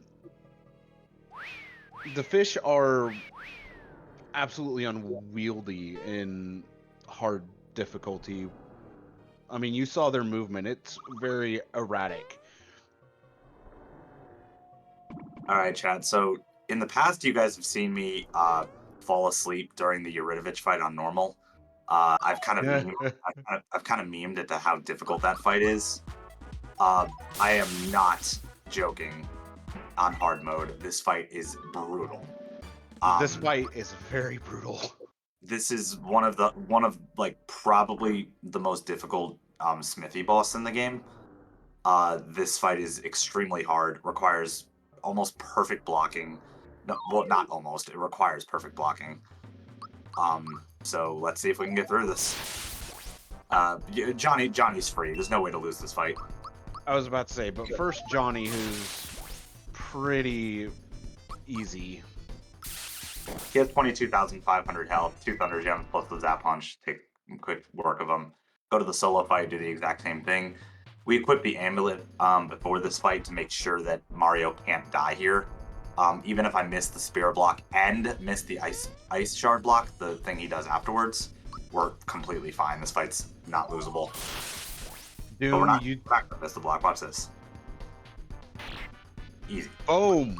Easy. And Doom, you did the same thing that always goes through my head when I get to the Johnny fight. Easy fight. Well, that's it. All right. Necro, how dare you make that look so easy? Oh, I won't be making this next fight easy. Oh, I know. You want me to let you focus up for Yared? Please. I can absolutely do that. That's why I wanted to ask you ahead of time.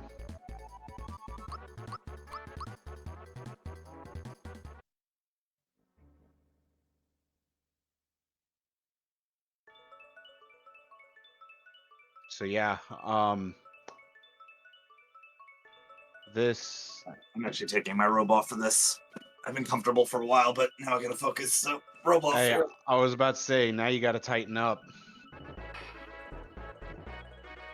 I know that you tend to sit back, relax, kind of take things a little easier, but having watched your fight in the PB, as well as having talked about it, I know how much you need to tighten up and focus here. So, with that said, good luck, my friend. Thank you, my brother.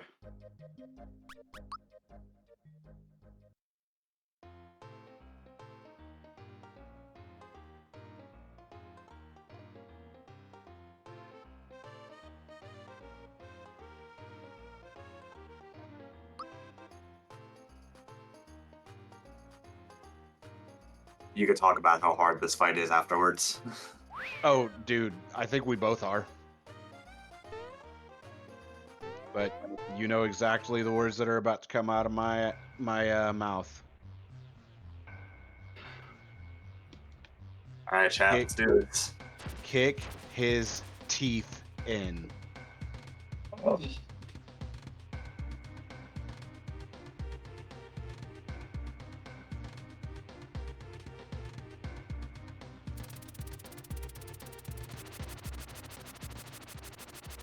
And of course, Doom with the inspirational get good.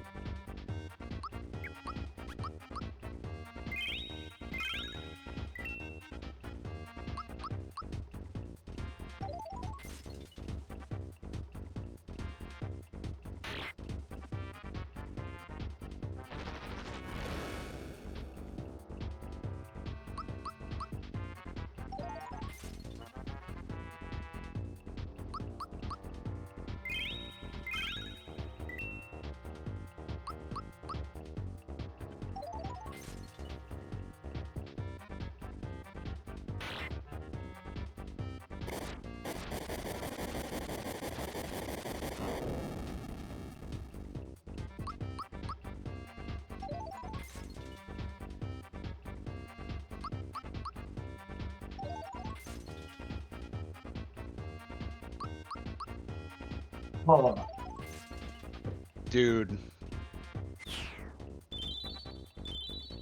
That fight is so hard. As you noticed, after the spear rain, Gino survived with only 71 HP. If the Galaxy Apple had not been used on him, that would have been it. Gino barely lived all 3 of those turns, which if he died, I would have had to spend a turn resurrecting and healing, which would have got Yared close to his next spear rain turn, which could have been an absolute disaster. So, ultimately speaking, the race on that is to beat him before spear rain comes out again. And so he didn't do it, so I couldn't actually represent how difficult that fight was. He can use an attack called Pierce, which is a weaker form of his physical attack, but it inflicts armor break to a character. If he does that, and then that character gets hit by literally any move, they die. So that was incredibly lucky. We didn't get pierced once. So wow. That was incredibly good that you didn't get pierced once. All right, now for the toughest movement section of the game. No kidding on that. Land's End is really no joke for movement. Like, even in normal, there are some people that struggle. Nice. You got the instant on that one.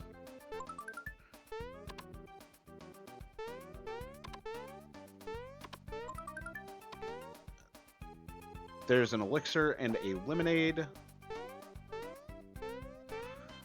One thing to mention, because I don't think we get any until the end, but Kira Colas, which normally would have been in the screen that Necro got the lemonade from, you are limited to holding only one of them in hard mode.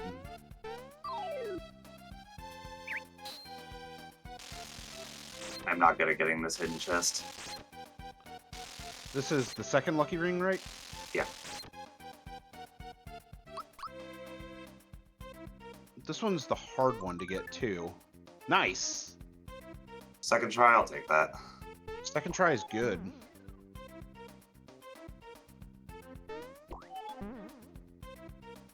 And you're going to notice Necro is getting really close to encountering these bees on the flowers.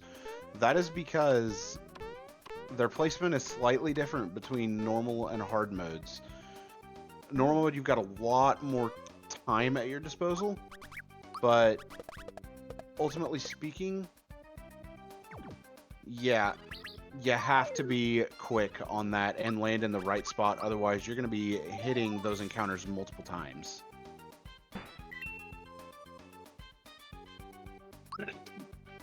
But now it's a little bit of relaxation while some ice gems are thrown to take care of these shoguns. Before we fight Axum Red, who is technically the Balome 2 incarnate.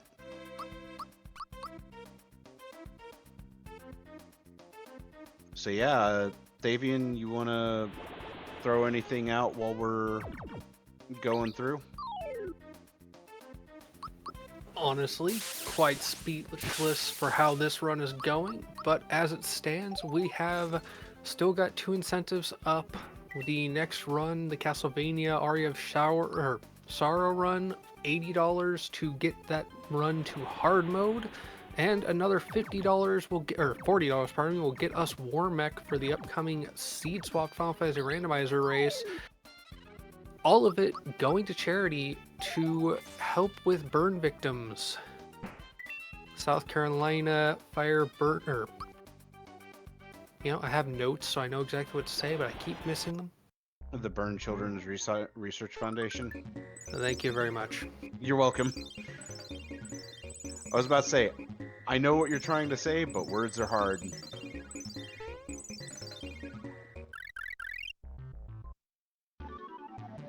For whatever reason, speaking off the script has never been a strong suit. It happens. That's what makes commentary so much fun. Because we're just calling things as we see it and trying to fill in the bits that we can. And the Star Power wipes them all out. I still love that room in particular because you have all of the Geckets on the outside and then that massive group of Geckets there at the doorway. It's literally a moment of, you're not getting through. And then you get through.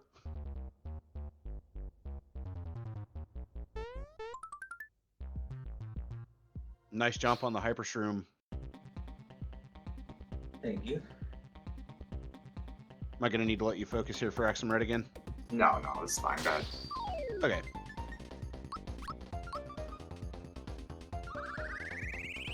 So, Axum Red, we're looking at mainly using Holy and Holy-based damage in general. So, since Mario, Gino, and Peach all have a Holy Elemental spell, that actually does allow for more damage output to be had.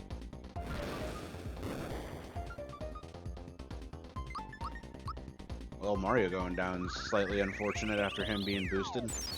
Yeah, that's unlucky.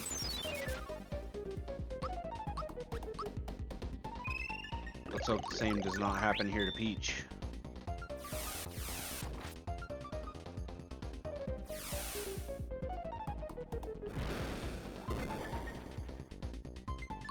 Nice.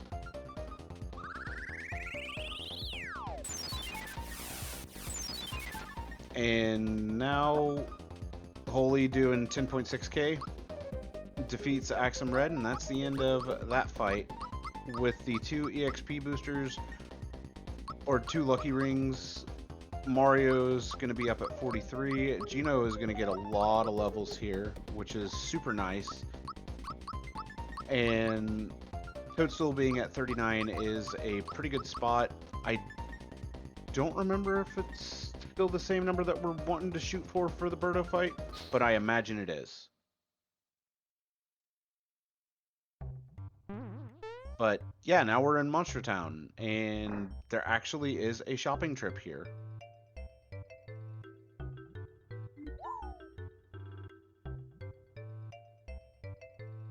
Now, in normal mode, we actually wouldn't stop in here at the shop. But here in hard, we are stopping into the shop and actually getting to see the triplets as well as Goomhild here, because they decided to actually name that Goomba in the remake and give us a proper name. Coming here to Monster Mama's house, gonna talk to the Star Slap to get the Star Gun for Gino. Bought a Metal Claw for Bowser. That Metal Claw is the physical weapon that Bowser is going to be using through the end of the run, as that is the primary source of damage against Domino before heading into the final stretch.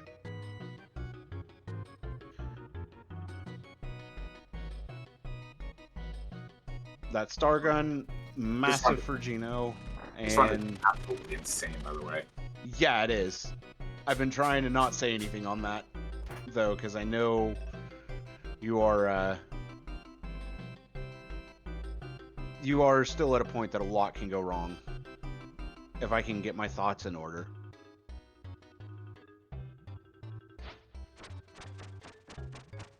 So Sky Troopa's going to help scale Land's End, which is super nice, and this minigame is one I'm really looking forward to watching you do again, because I really like watching the hard mode Sky Troopa climb. Glad you do. I know it's stressful for you. I hate it on hard mode. I am not Nitro, sadly. There's a community member of ours. Oh my gosh, Nitro is ridiculously good at it. He has gotten sub 3 seconds on this minigame. Like less than 3 seconds, to put that into perspective. That is absolutely bonkers. And you might be wondering, how is sub 3 possible for this minigame? Well, yeah, look at how fast these guys go. And I mean, even a 3.83 is nothing to shake a stick at. That Sonic Shell is great, as that is a speed increasing item for Bowser. And it makes him ridiculously fast. But we're going to head back to Mushroom Kingdom to do another shopping trip for gems.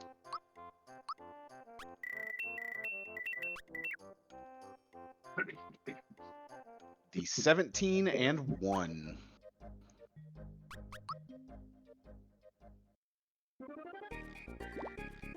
And coming back for another shopping trip here at the Frog Coin Emporium to pick up a few freshen ups. Those are always useful. Now, freshen ups recover, you know, your poison, sleep, that kind of stuff. Able juices, however, remove any status ailments that deal with your action buttons themselves. Armor break specifically is why we buy the freshen ups. Yeah, I forgot to mention armor break in that. Gonna reset that B.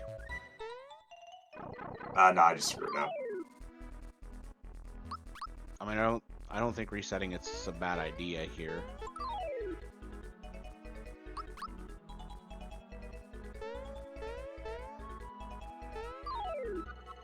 Ah, you should have it on this one. Yeah, I think I'm good. Up. Yeah, these bees are a pain in the butt to stand on. There we go. Oh. Alright, that was slow, but we got it, so I'm fine. Yeah, I was gonna say, it may have been slow, but at least you got it. Put this menu here.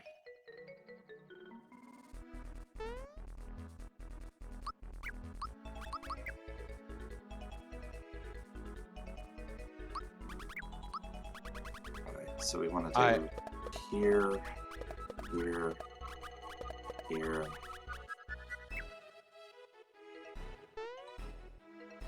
Hey, I think you were stuck on the corner. I forgot something. All right, we're good.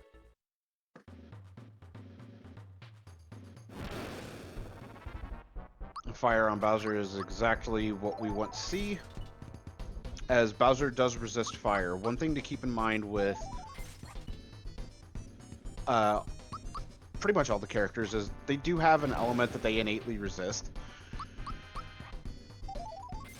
So having said element go onto a specific character is super nice to see.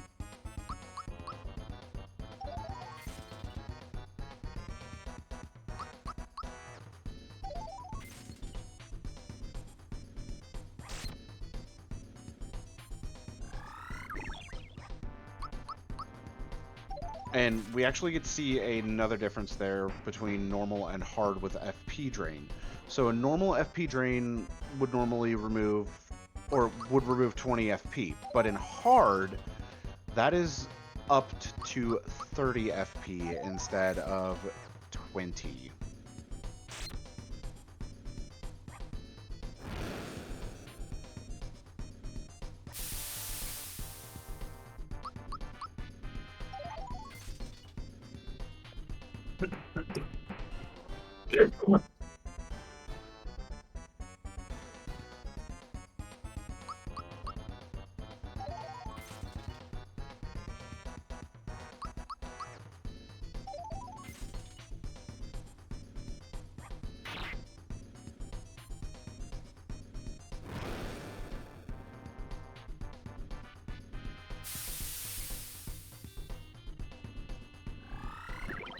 And there goes Smilex.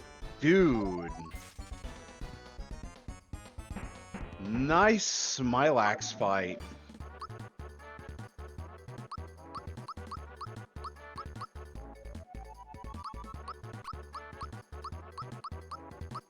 That was a really nice Smilax fight.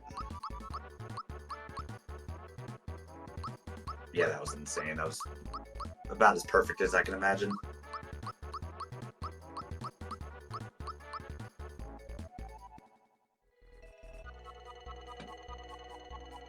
Lost quite a bit to taking a while to get that lucky ring, but honestly, I'm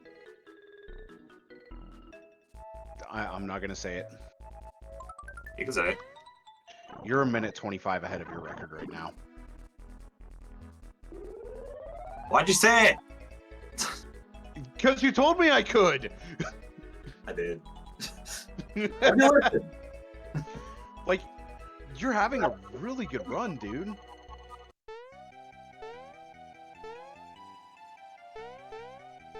And just so you know, no, I'm not going to pressure you into it. Into this, specifically. Yeah.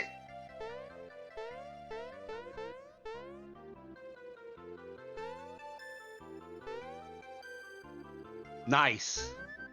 Honestly, for me, That was good. That was really good for you. That was really good for you.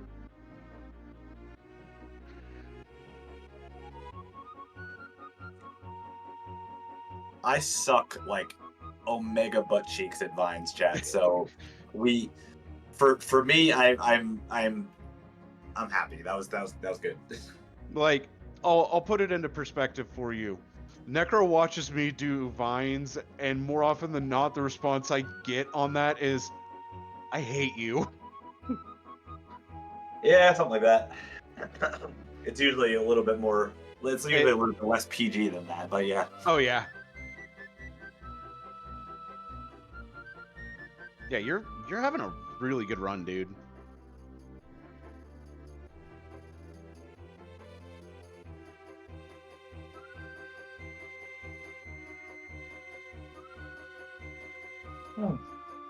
Can't believe I'm not dead yet.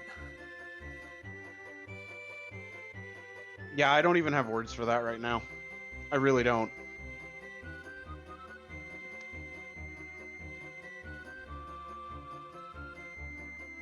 The best I can say on that is I'm baffled at how well this has been going. I really am. All right, so Nimbus Land. This is here. This is here, here, here, here. That looks about right. Let me just double check that real fast. Yeah, perfect. Yeah, you're good. I just don't want to mess up that menu because otherwise, freaking Birdo is a Is it- nightmare. So. Yeah, I was gonna say it's Birdo, isn't it? That just absolutely destroys you if you're not careful. Oh, he's actually. Oh, Fabian's actually counting how many party members died. It's only been 6 so far. That's crazy. Yeah, you've only had 6 party members fall thus far. Which, by the way, Thavian, thank you for keeping count on that so far.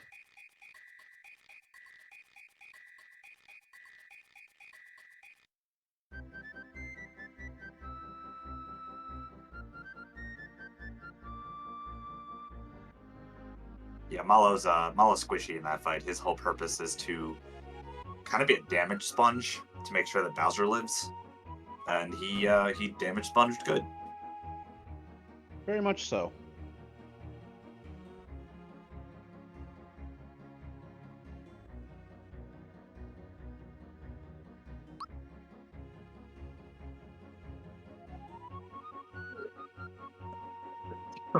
Ooh. You mean you didn't talk to the stove first? Oh yeah, 7 in that, including. Yeah, it is 7 actually, but even still, that's really, really low compared to what it could be. I'm surprised you didn't talk to the stove first, and then the statue, and then the stove again, and then Garo. You know, I literally learned when I started running Armageddon that you didn't have to talk to Gara there. You could just run into the stove and it would trigger the thing. Yeah. It saves like milliseconds compared to what I used to do, but it's like whatever. It's a thing. It is a thing.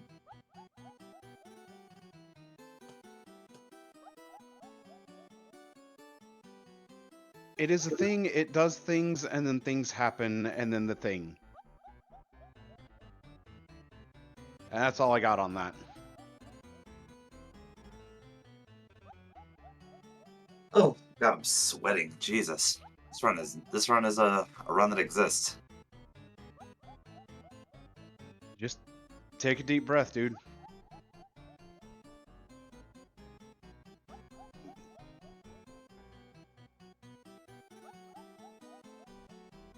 That's all I can say is just take a deep breath.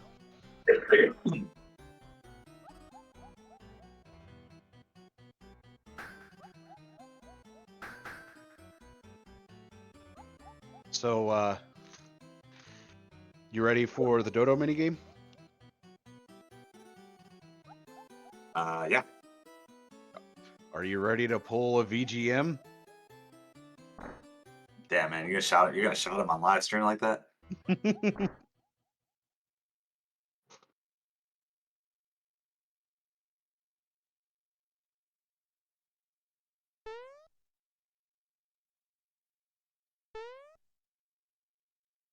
I do it because I have respect for him.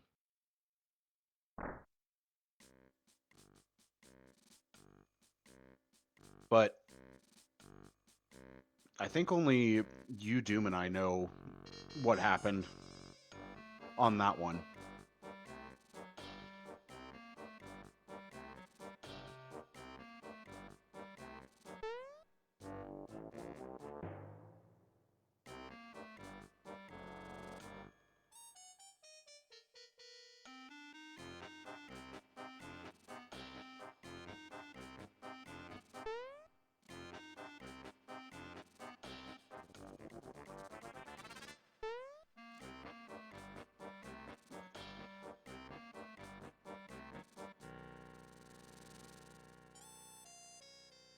And The double nice. on hard. Nice. I was about to say, you got that easy. And Honestly, I don't want to try to mess up the run because I am just astonished at how well this is going, dude.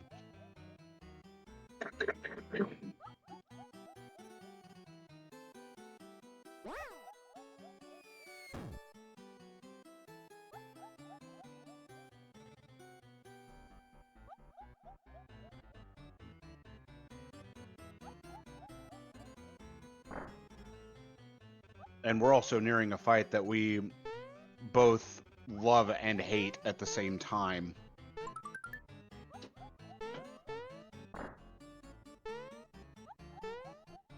And I'm not talking about Birdo, because I mean we've both had our fair share of bad Birdo fights.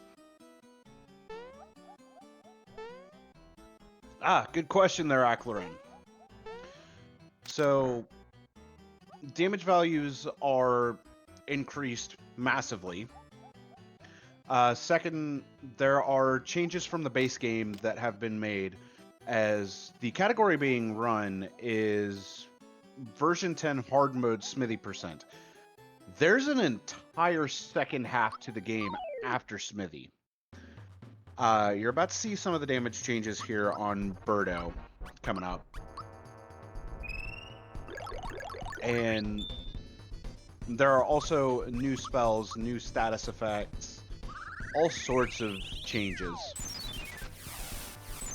So the Birdo fight, Holy is going to do 14,000 damage. Gino, unfortunately, going to be put to sleep here.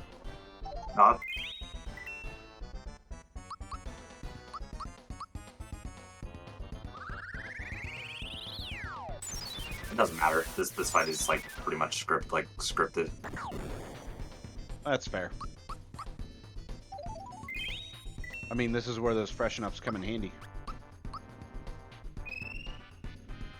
This is why we buy them. Yep. Gino World comes out, gonna deal the extra 4,000 for Birdo's first life, which the life system in and of itself is 30,000 HP per single life.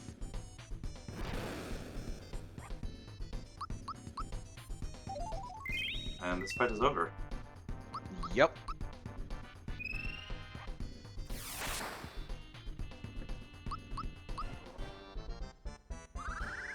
Necro. Good scripted fight. I mean, So you have to block, but like... Yeah. So what you're not seeing in there, Acklerin, is there is a decimal point. And that decimal point is very small to see. So you see it as 140k, but it's really 14.0k.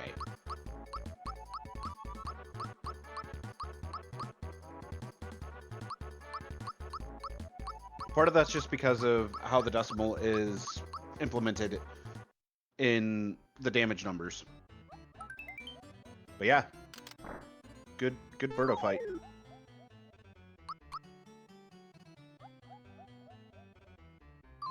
Damn it.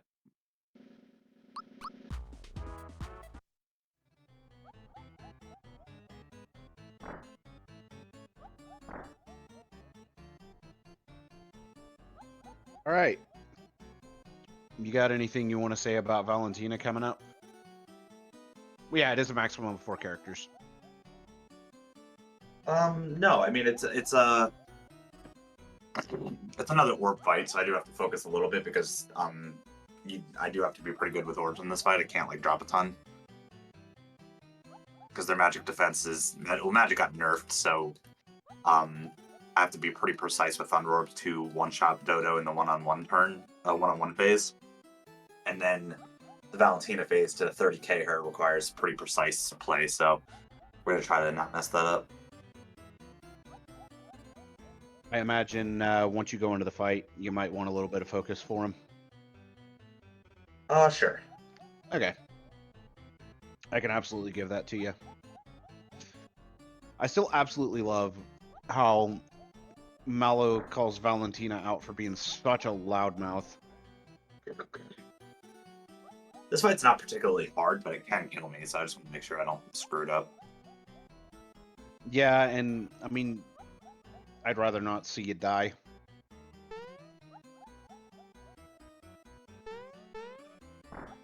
Nice birdie block.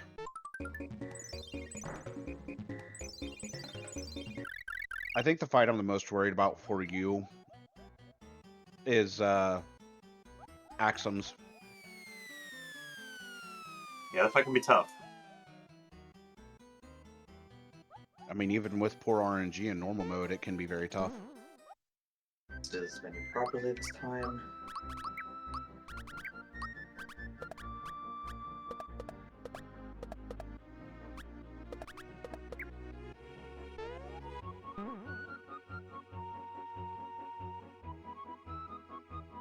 All right, I'll let you focus here on the Valentina fight. May the orbs be in your favor, dude. Thanks, brother.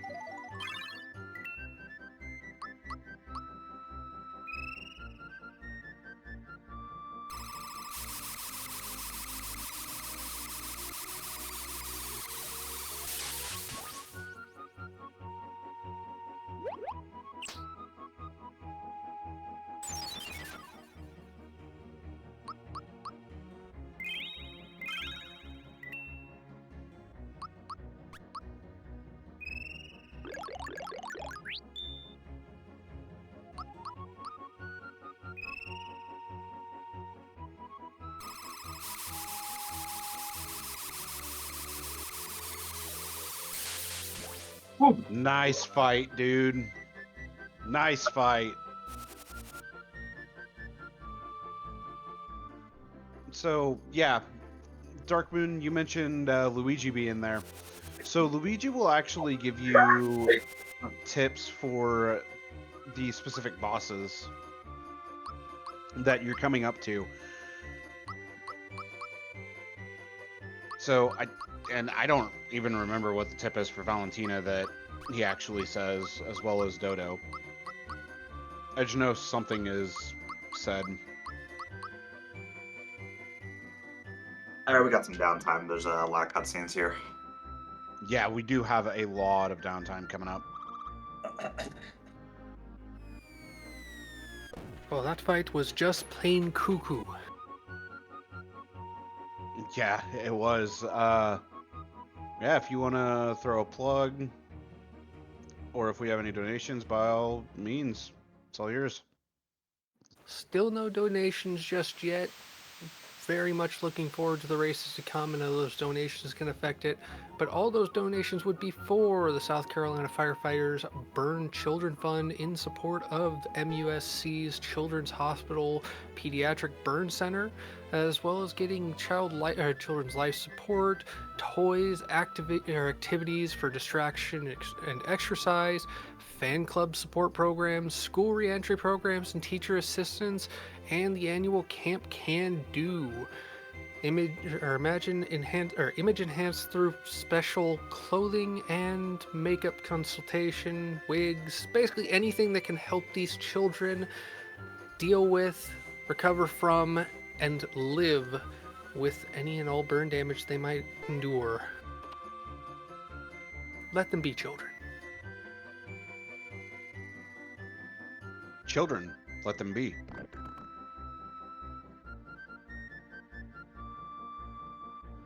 Dark Mood pointing out the next run, the Castlevania Aria of Shadowrun still has that $80 incentive up to crank it up to hard mode.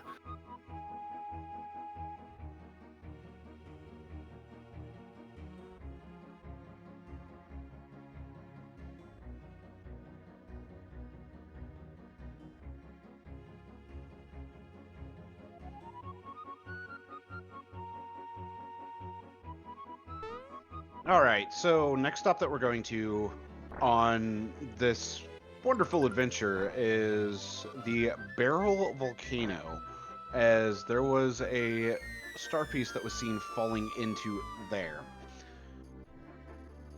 Barrel Volcano's movement is, per my opinion, a lot of fun. I have a feeling you would probably agree, Necro, though some of the RNG sections in it are kind of frustrating from time to time. The hidden chest in hard mode's obnoxious, but we're gonna try to get that relatively quick. So, there we go.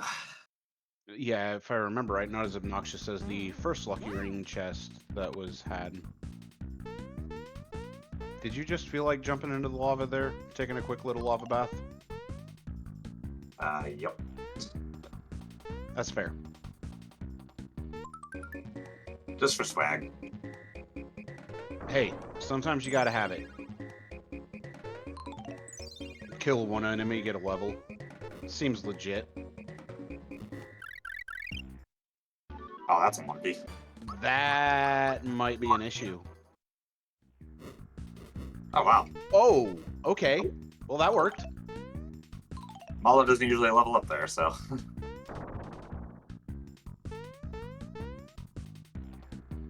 That is definitely a moment of, we'll take it. Alright, get over here. Over here. Hey. Come down. That's not what I meant.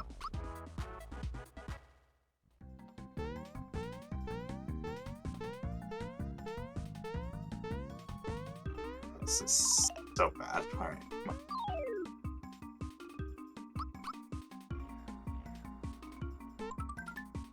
Nice. Nice. Even made it through that quickly. So that crystal ring is very, very necessary. And I don't think I can stress that very, very necessary enough.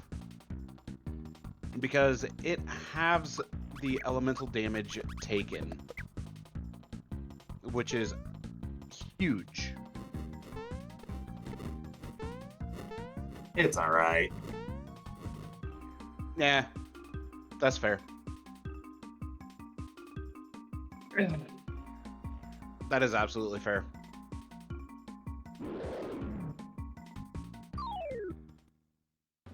All right, time for the Tsar Dragon. Not that tough of a fight. I mean, I've heard it's going to be a really hard fight.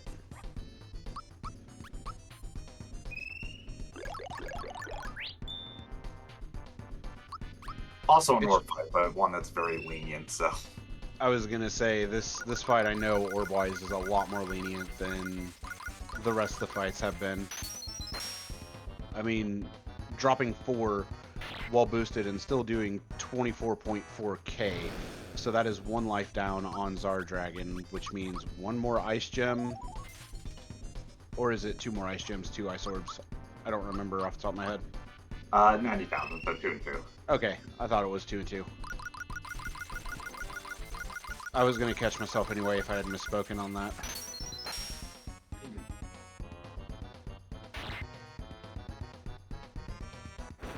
Good fight. A very good fight. Heal us, Yeah. too. Yeah.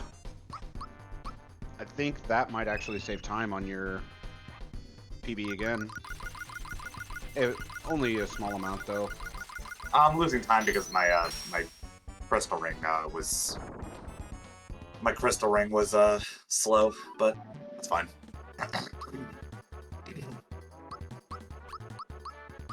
Well, as the level ups continue, we have got a $10 donation from Danny saying, if I can fight Warmech with a white mage, then Fizzle and Forsaken Sadness can fight one too. Add this to their required Warmech incentive. Thank you, Danny. And you had 2 white mages, don't forget. Alright. Do you want to talk about the Axum Rangers hard mode strat? Because I still can't entirely wrap my brain around this strat. Yeah, so basically all 5 Axum Rangers are weak to an element, with the exception of Axum Red, who doesn't actually need to be beat in this fight. His 4 subordinates, pink, blue, black, and yellow, need to be taken out. But all of them are weak to a certain element. Pink to thunder, black to holy, yellow to ice, blue to fire. They also all heal their subsequent elements. Holy, thunder, ice, and nothing. Black actually doesn't heal anything. But Axum Red heals fire. So we have to try to do this fight in a way where we pick apart all of them pretty quickly. So what we do in the normal mode strategy, I've said easy because it is pretty easy, is just chuck gems at them. They don't do enough damage in this game for me to do that, at least not that I've discovered yet.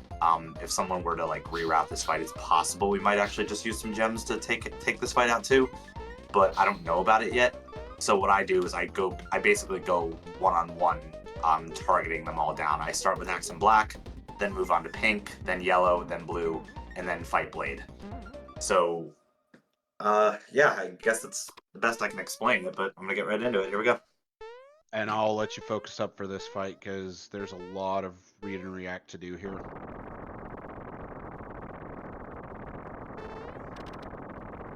So Pink's gonna get 1 turn before we kill her. We want to fade exactly Dispel on Mario. That's it. I don't care what else she does as long as it's not that.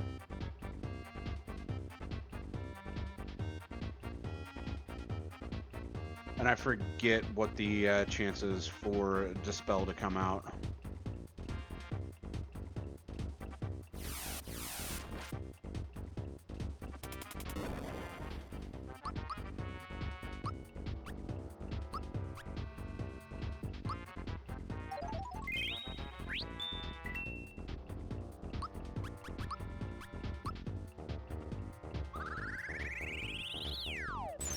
So Axum Black's dead.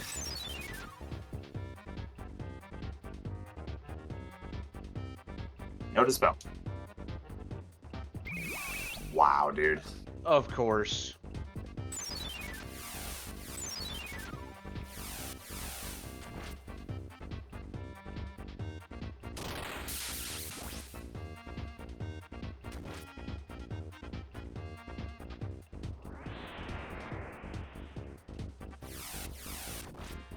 Dino's dead if this flare hits him, so hopefully it doesn't.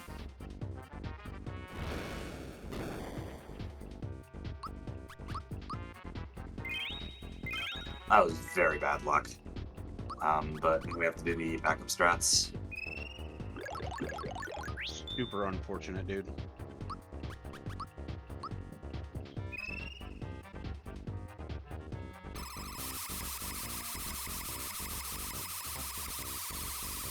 That should be pink down. Yep.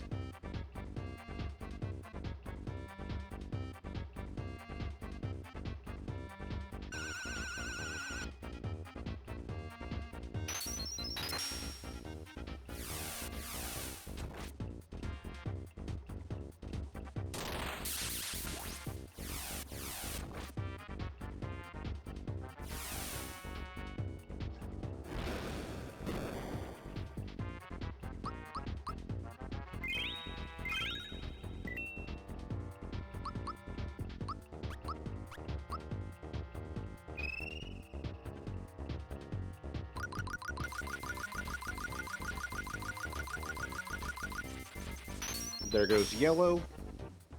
And last but most certainly not least will be blue.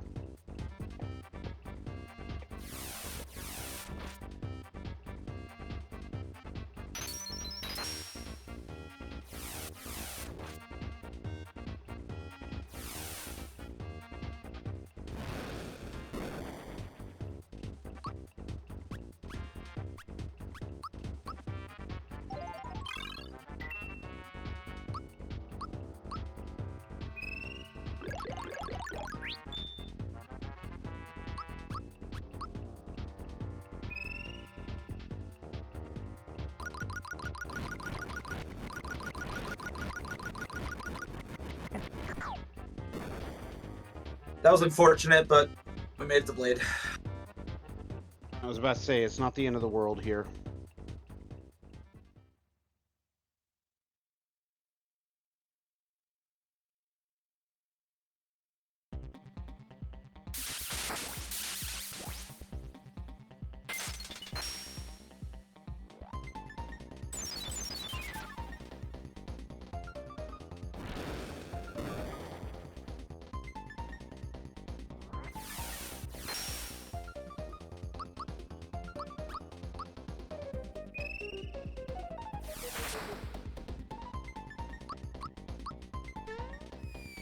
That's GG's.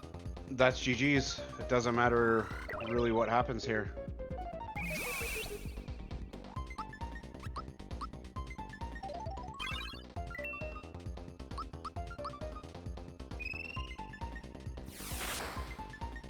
Nice, dude. Oh. So, Xanthus 1, this is Super Mario RPG Armageddon. This is a ROM hack of the original Super Mario RPG Legend of the Seven Stars, created by Dark Kefka and Doomsday. Doom being here in chat with us, not actually here in the broadcast area. This has had 10 years of work, 10 plus years of work on it. Gone through many, many different iterations, and the damage values that you are seeing are, quite honestly, the normal damage values for this game. They cap at 30,000 damage dealt in one attack, as that is the amount of one life per se. 30,000 HP is one life, and that is how a lot of these bosses have more than 30,000 HP. I mean, we're actually soon to be encountering some that go well beyond that.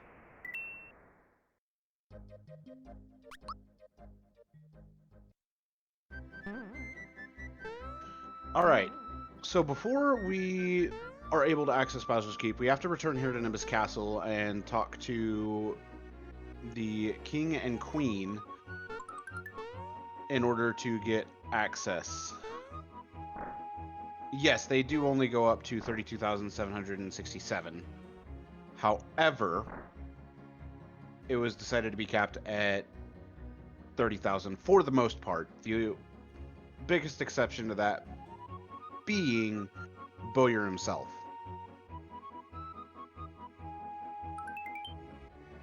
And Bowyer is 32,000 flat, if I remember correctly. Right, Necro? Yeah. Ah, you did the little bit of camera manipulation there. I like it.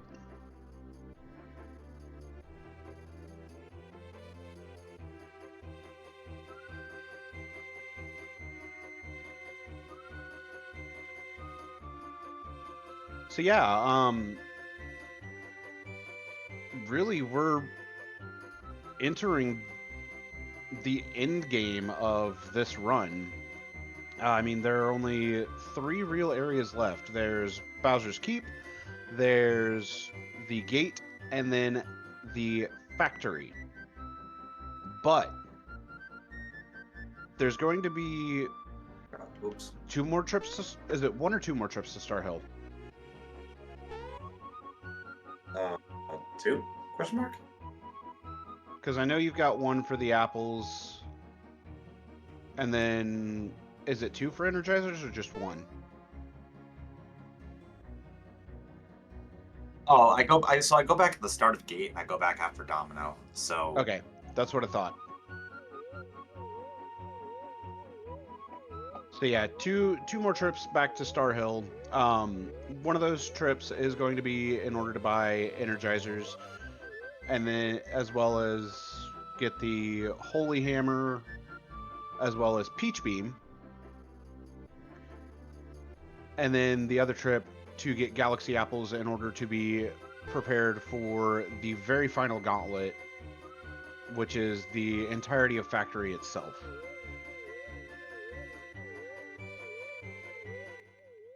So, on the bus heading into Bowser's Keep,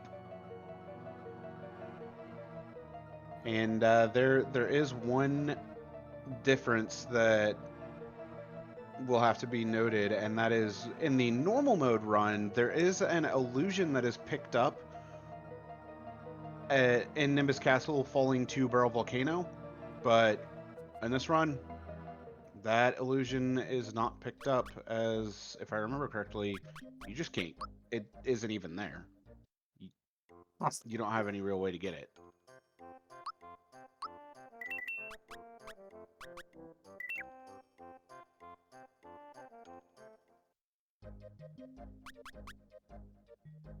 Is it there? it's there. I just don't get it. Okay. Because hard. I just have to get good. Yeah, that's true. But now we get to see the terracottas go nyum. What are you doing?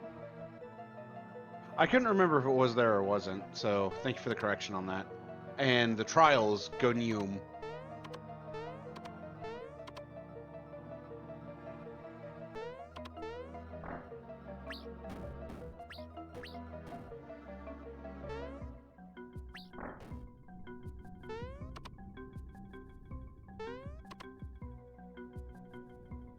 Alright, now for the trial that everybody likes to fall asleep on, myself included, especially while I'm running.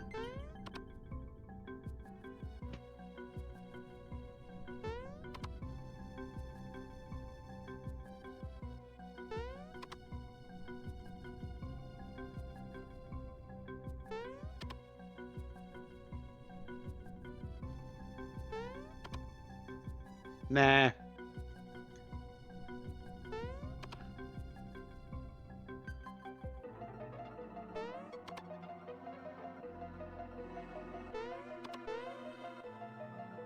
I wouldn't have asked you why you couldn't make him faster, Doom.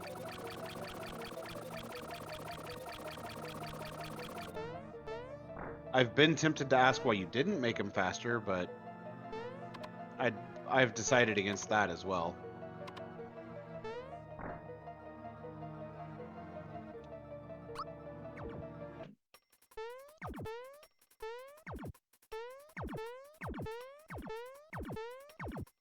Nice.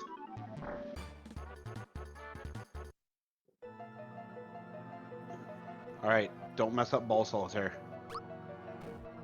When have I ever done that? Last time we ran together and you tried to do vanilla. Shush. I didn't ask. Yeah, you did. Yeah, I did, but But I say it to remind you.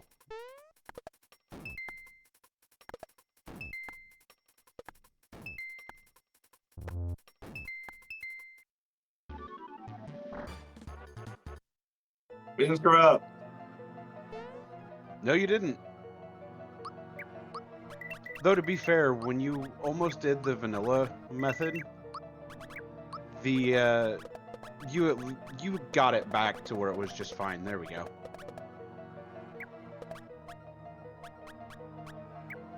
Wait. Was going in for this? I don't remember. Well, we're about to find out what's going to happen here. So we're coming up to the boomer fight. And Oh no, this fight, you're not supposed to wear an amulet for this. It's fine. It's this fight's kind of easy. yeah, it should still be fine. And yeah, Caleb, thank you so much for the raid. Always very much appreciated. I think you'll be fine even without the amulet. Yeah, as long as Gino doesn't get like annihilated here, which he didn't. Cool, we're good. Yep.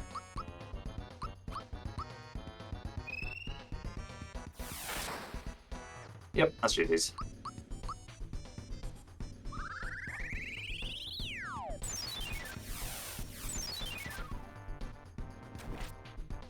You can kill Gino now, I don't care. Or not. He's not gonna. He looked at you and said no. And that's Boomer. Yeah, Boomer being weak to Holy kind of makes this fight go really, really fast. You're not weak to Holy, you just take neutral damage. I know he's not actually weak to Holy. He just has like no magic defense.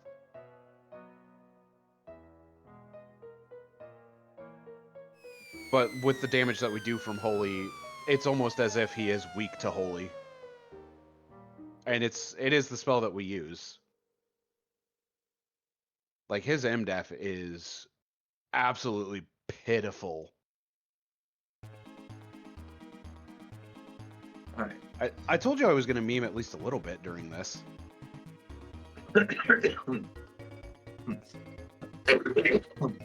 Ooh.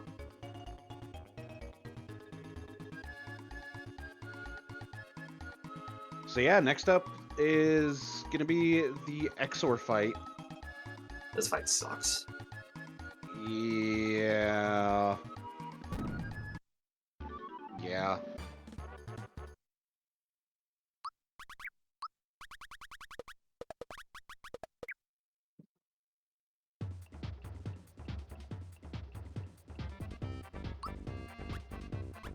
Maybe for once I can get the perfect fight in this guy, but I doubt it.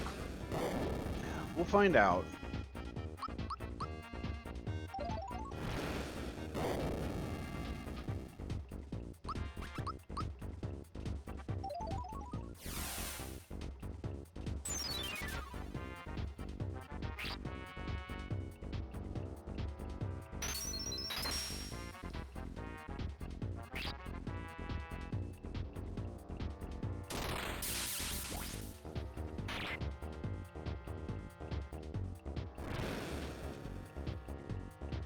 We got the perfect fight on this guy. Holy cow. Okay. So, yeah. This is the thing. We end up using the rest of the gems that we have in our inventory in order to take down the eyes and then get 10,000 damage out onto Exor itself. We also take out the mouth, which is the Neo Squid. We're going to boost Geno here in order to increase the damage output from Geno Whirl. Follow up with a jump from Mario, as one thing we haven't mentioned about jump is it is an armor piercing spell similar to Geno Whirl. Geno Whirl also does armor piercing, but we're going to follow up the Geno Whirl with another Holy, as that is going to deal a little bit of extra damage, just enough to be able to get 2 more whirls off and defeat Exor.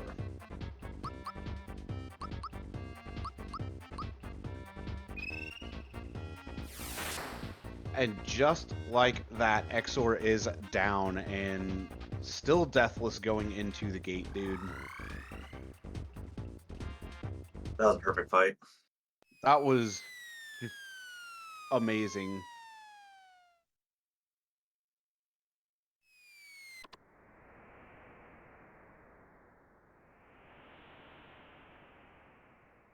Yeah. So, welcome to the second to last area of the game. This is the gate that connects to the factory. There are two bosses in here that are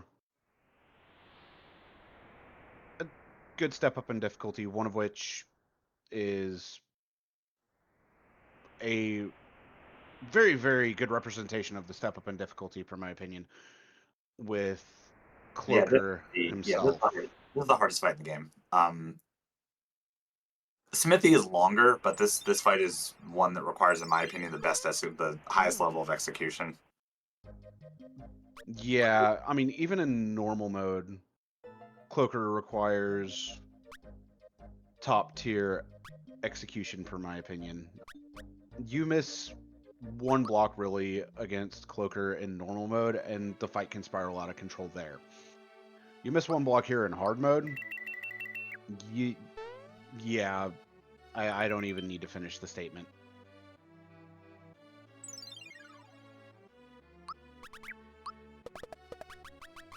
So we do come back to grab Energizers and Energizers and the Holy Hammer, as well as get Peach Beam for Peach. If my brain will actually work, that'd be great.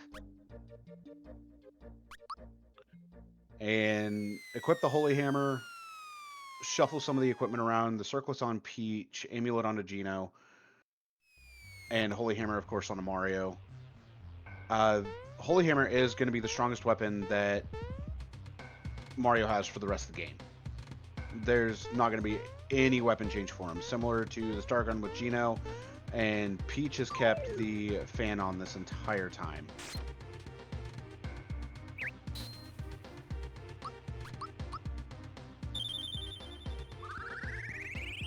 The jump element does not exist, as far as I know.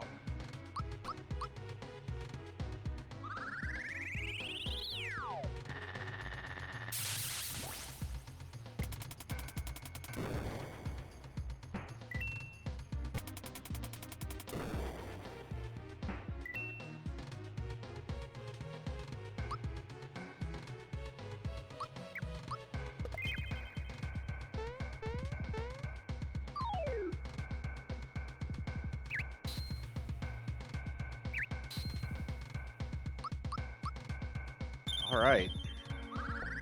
Couple random encounters to take here. So we're doing because we need the equipment that these guys drop for the final boss. And these are the fairy guards, if I are these the fairy guards? Yeah. That's what I thought. So Fairy Guard in this game takes away all status abilities except for Curse, and we will be getting something that prevents Curse in a little bit as well.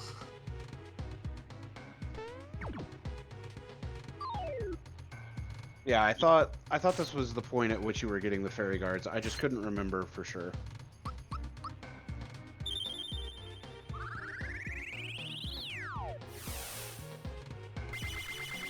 But fortunately, this encounter is a very quick one, as it's really just a Peach Beam plus a Geno Shock.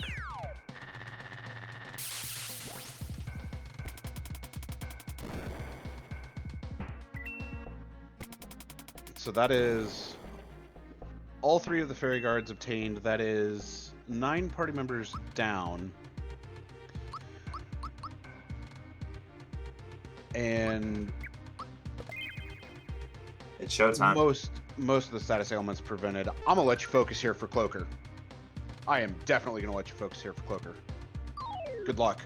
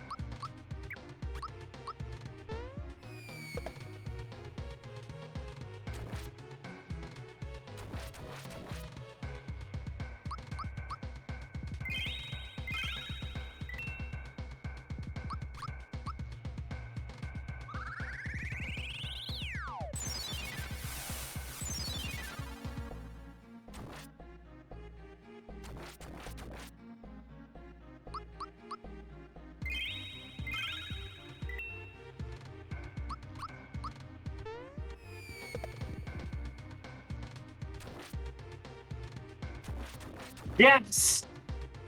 Nice job, dude. Holy words. That is how you take down Cloaker.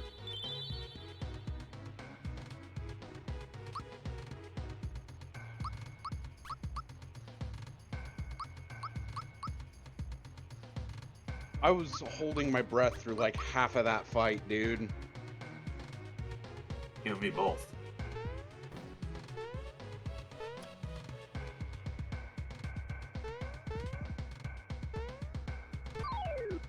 Ah. It's okay. So yeah, if you notice, these Glum Reapers move a lot faster than you'd normally see.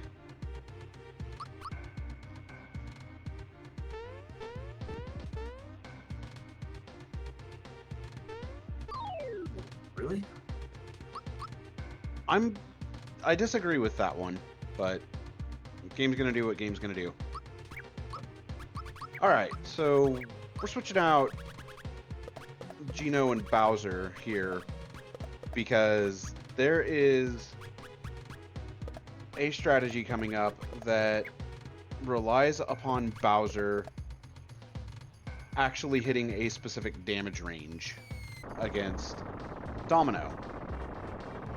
And if said damage range is hit, that will then allow Mario to be able to jump and take out one life from Domino.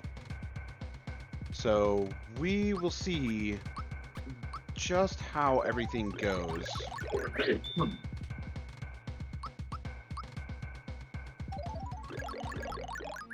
Here's to hoping you can get the damage range. You're looking for 20k and above, right? Not that.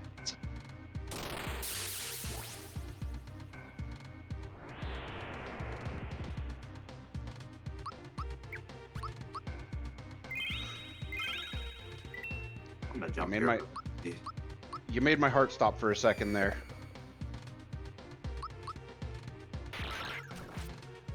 Okay, that's smart. That was smart. So yeah, looking for 19.8k or higher here in order to be able to take a life from Domino. I'm gonna go for it. Maybe I'll get it.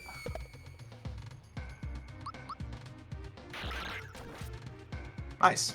Nice. That's So two. that's two lives of 4.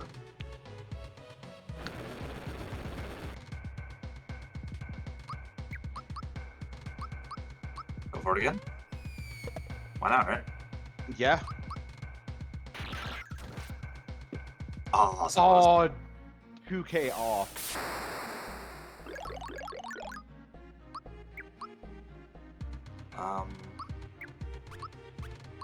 This actually works out fine. It does, doesn't it?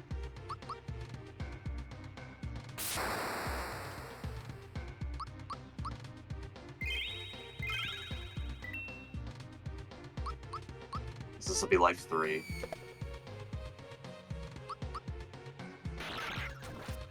And next turn, life 4 is definitely going down. Nice. We got him.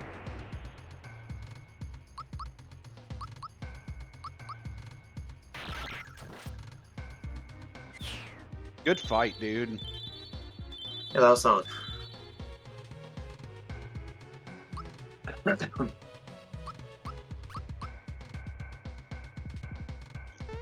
And that is all the level ups that are in the run. They are done.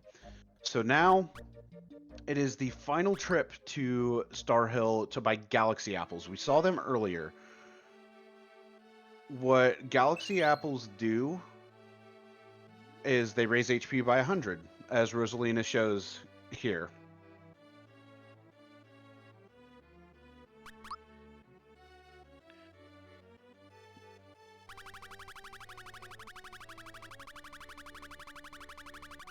Now, I forget exactly how many Galaxy coins you trade for here. Alright. 110.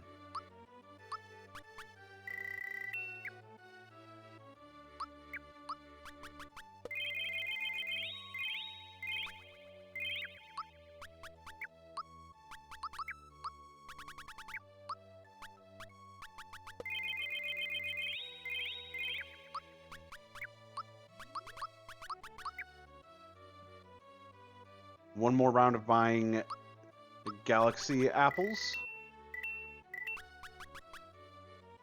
And then it'll be buying some more Energizers to prepare for the end game.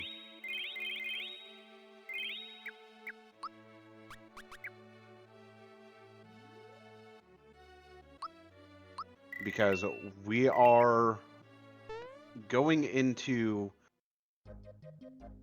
what I like to call the gauntlet with some of the most RNG heavy fights in the game, really.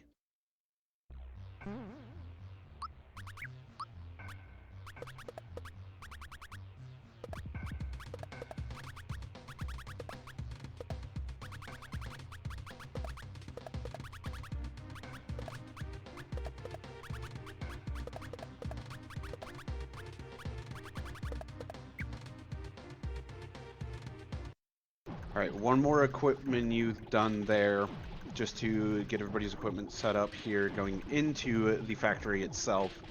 And now it is time for the joke fight. This fight is so hard.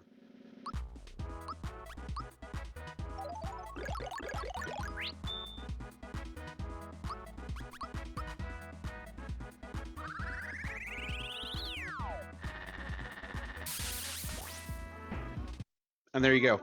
Hardest fight done right there.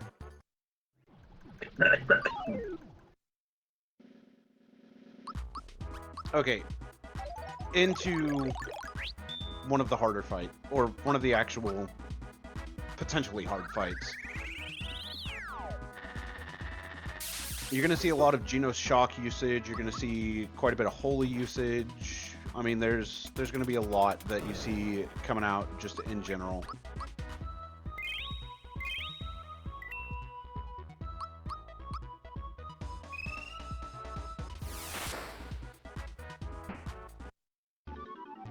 The Holy doesn't deal enough damage in hard mode to kill him there, so... Yep, have to switch over to Whirl instead while Geno has the Energizer. And if I'm remembering correctly, he's also got the Circlet on right now? Or does he have the question mark? Yeah, Circlet. Okay. It's the only reason the only way that fight works on hard. That's what I thought. Now, the Circlet works the same way as the Crest does that we got back in the beginning of the game, except it gives a higher magic boost.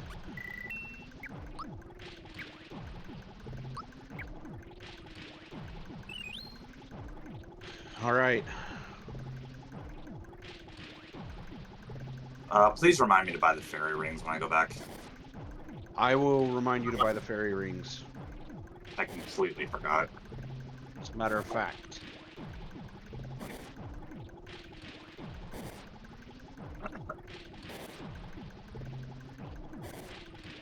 That should help.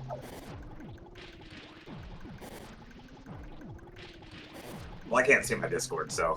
Oh, I know. I did it so that way I'd remember.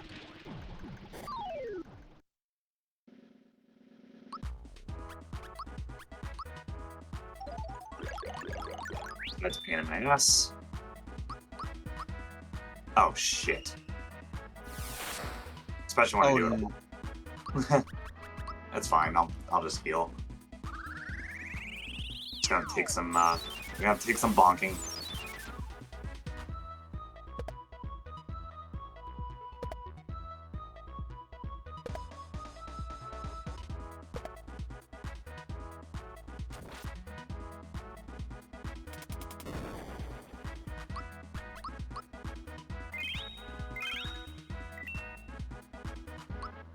Never punished. Fair. It's one life. Never punished, but at the same time always punished.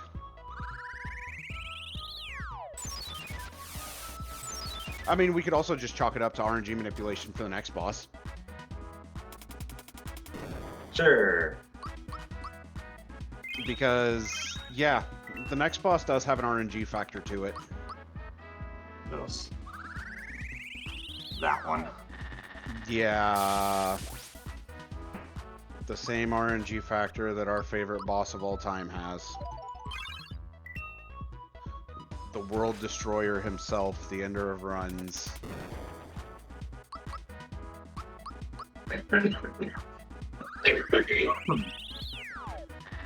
Two lives.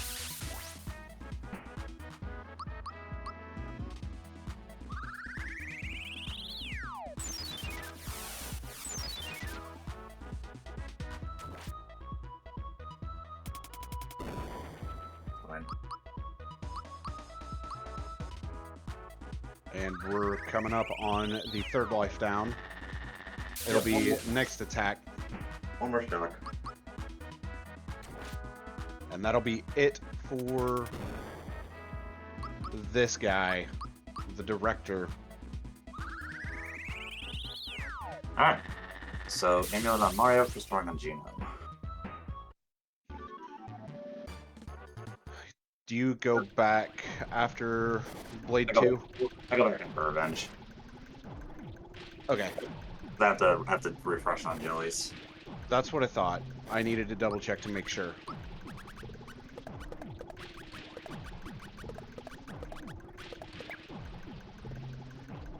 All right, so yeah, with factory the fights, you're gonna see a lot of equipment shuffling, especially the accessories, because specific accessory sets are needed for specific fights in order to either A, prevent status ailments, B, lessen elemental damage, or C, a combination of both.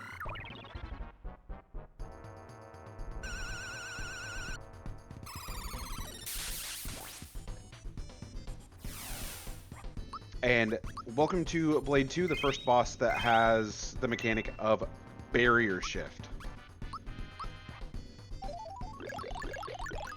Barrier shift is a bit of a pain in the butt because you can have things like this happen, where you get a fire weakness. I'm going to need a sec. Yep, I'll let you focus.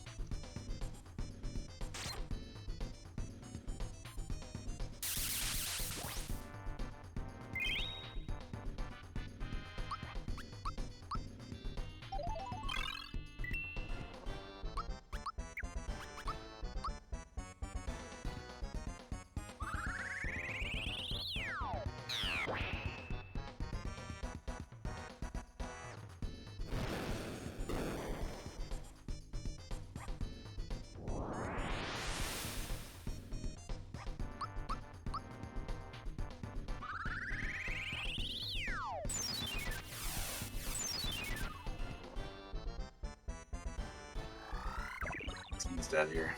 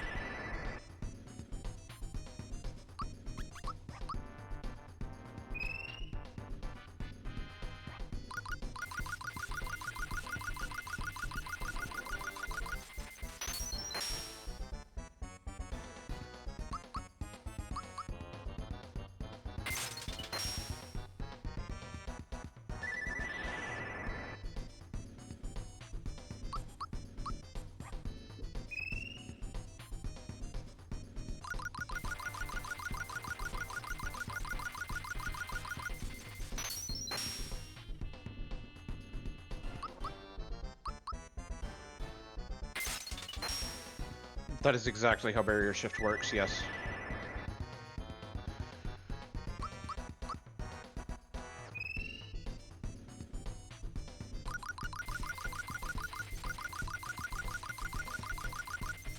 Three.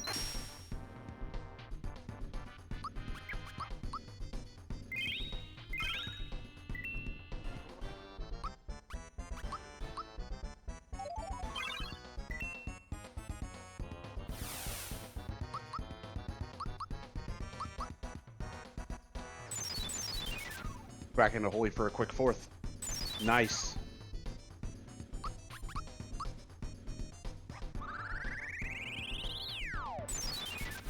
Oh.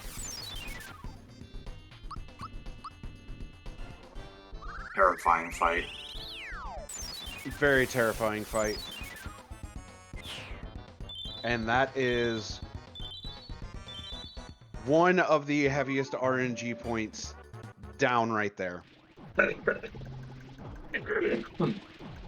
Let's go and celebrate that victory. We've got two big donations to note. Classic Gamer 76 coming in with $30, stating Warmech got killed by a white mage last night. I'm sure it wants revenge. This is forcing Warmech for Fizzle and Forsaken Sadness in this afternoon's FFR run.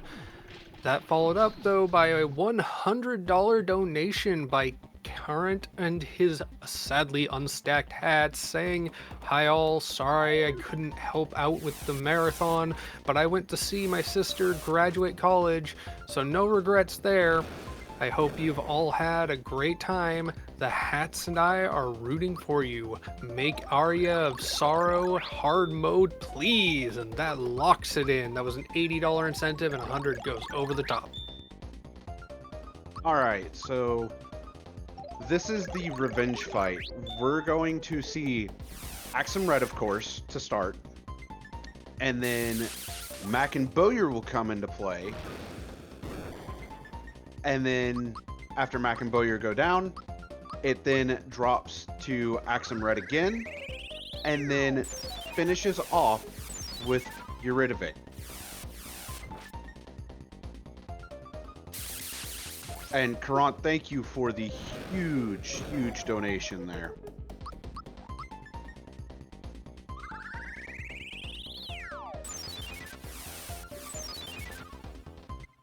So this is going to push into phase 2, where Mac and Bowyer come into play. Axum Red is going to be sitting on the back lines, and this is where potentially a lot of damage can come out. So Red is not going to be able to be targeted. Going to start off with a Geno Shock that should end up dealing 30,000 to Mac, but it will heal Bowyer. If an enemy has taken 30,000 damage and is pushed into their next life, healing numbers do not matter. In this case, Bowyer has been pushed into life number 2 and makes it easy.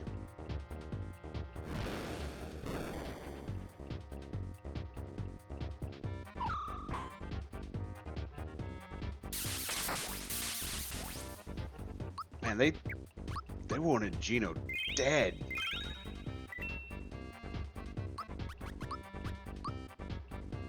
So with Bowyer being weak to Holy, gonna follow up everything with a Geno Beam, and then one more Holy. That's gonna get rid of Bowyer from this fight. It'll just be Mac and Axum Red remaining, which is gonna make this a lot more manageable, a lot less damage going out,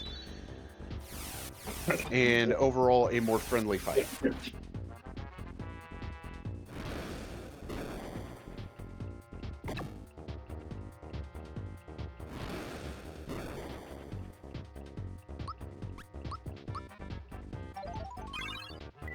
So we'll jelly up with Peach in order to get FP completely restored.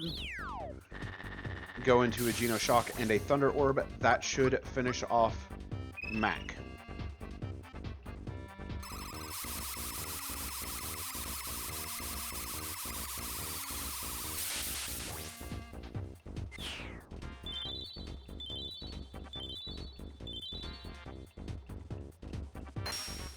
Cross Cleave is going to go out, which is fine.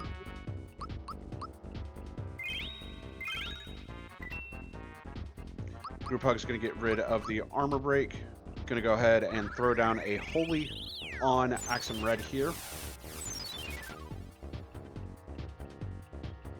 Inferno is going to come out, which is not going to be too terribly bad. I mean, it does quite a bit to Mario, but that's about the worst of it all.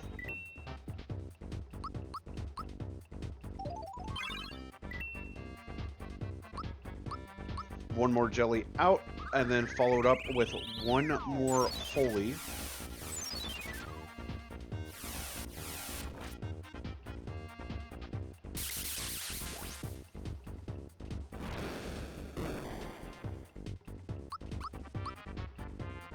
Glare's going to come out, which is not going to be much of a problem. Holy goes out again.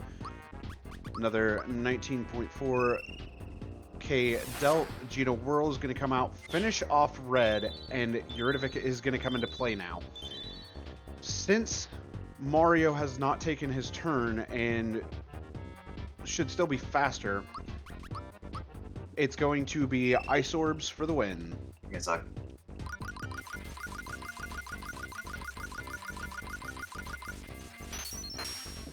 they have to be pretty perfect on this guy. Yep. And that is where I'm going to let you focus.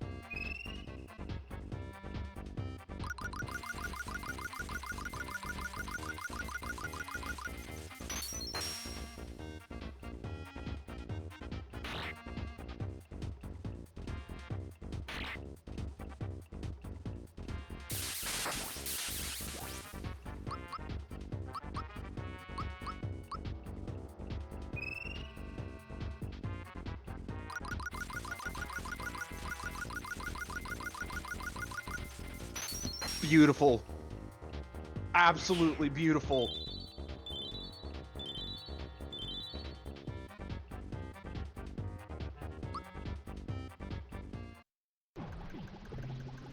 Absolutely beautiful. Do not forget to get your fairy rings.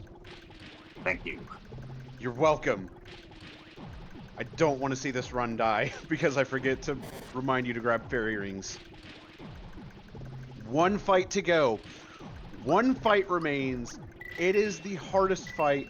It is Smithy himself.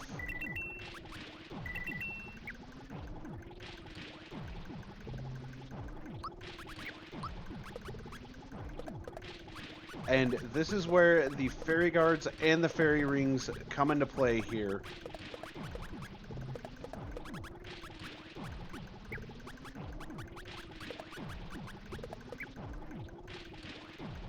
Fairy rings prevent curse. Fairy guards prevent pretty much most of the other status ailments that we are worried about. Ladies and gentlemen, boys and girls, children of all ages, this is it. Smithy on hard mode. There's a reason we give a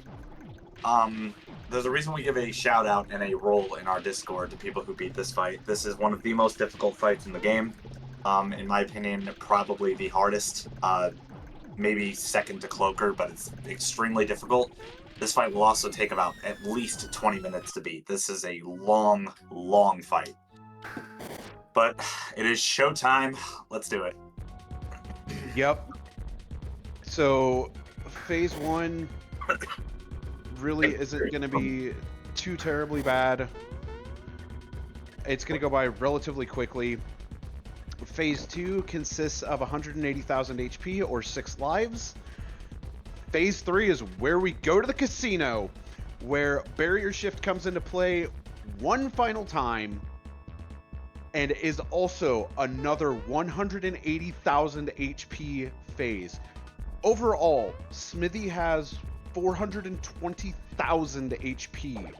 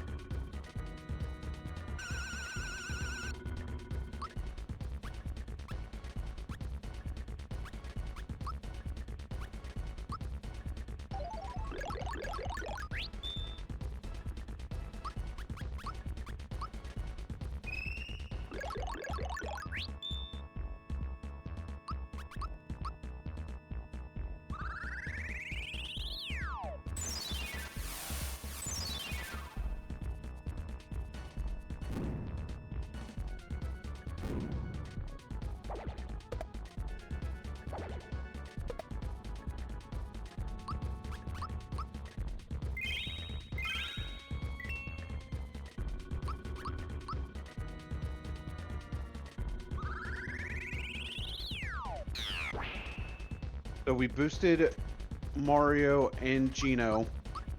If you notice, Mario's Holy is doing a boatload of damage. It's doing 15.8k.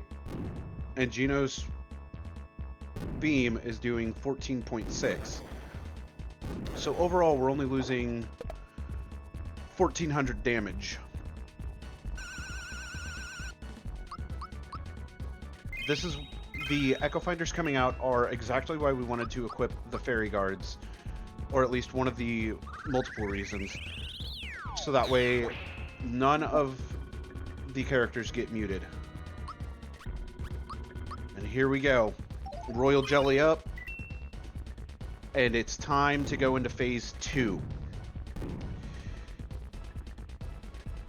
Phase 2 has the chance to dispel characters, which is really the worst thing that we can have happen, but otherwise Necro should be able to handle it extremely well, and it should go by air quotes relatively quickly. The problem is that since there is no illusion, there is no automatic perfect blocking. So every single one of Smithy's attacks here are manually blocked, and the timing on some of them can be a pain in the butt. So with that said, I am going to let Necro focus throughout the rest of this fight as it gets very difficult.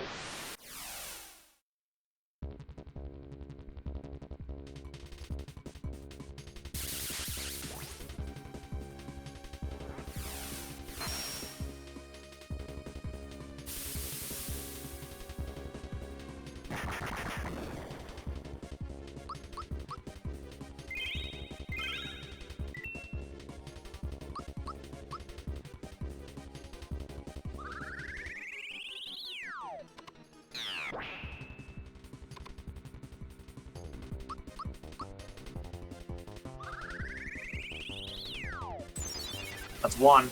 Count 'em, chat.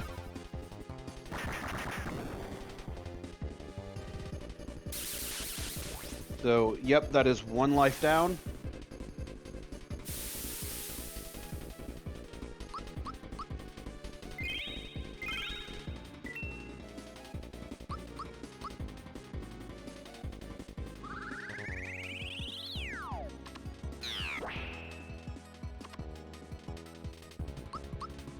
That's two. Two.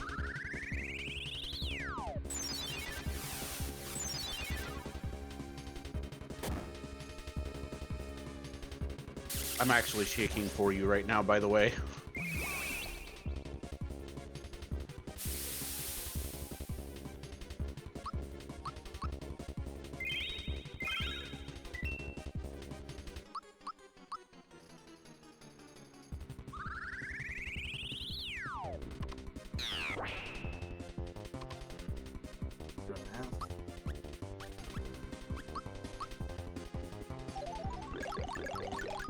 Since the spell came out, gonna have to renew the Energizer, so not quite 3 lives yet.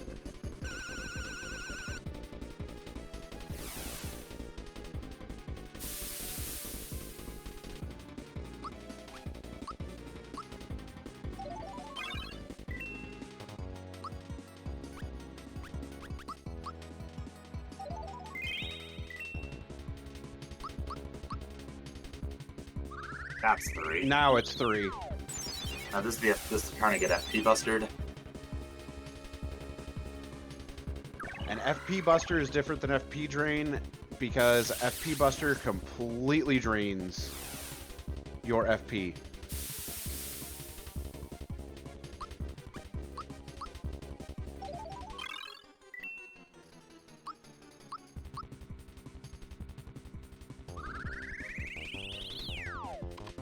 It's 3.5.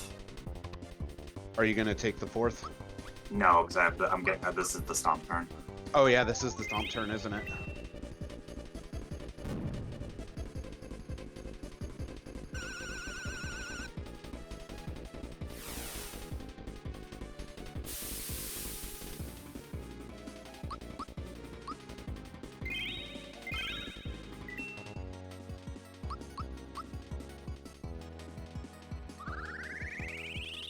Yeah, I forgot this was stomp turn. That's 4.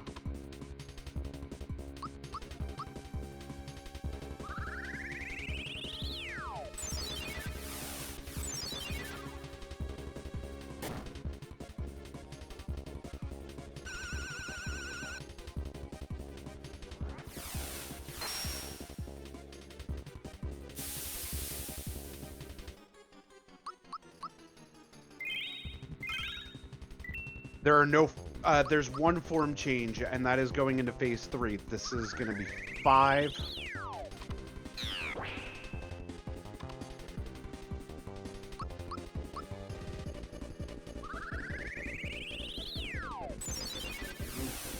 Five and a half.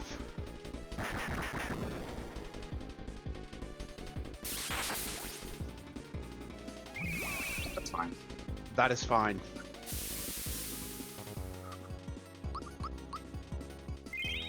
Because the 6th life goes down with Mario's Holy.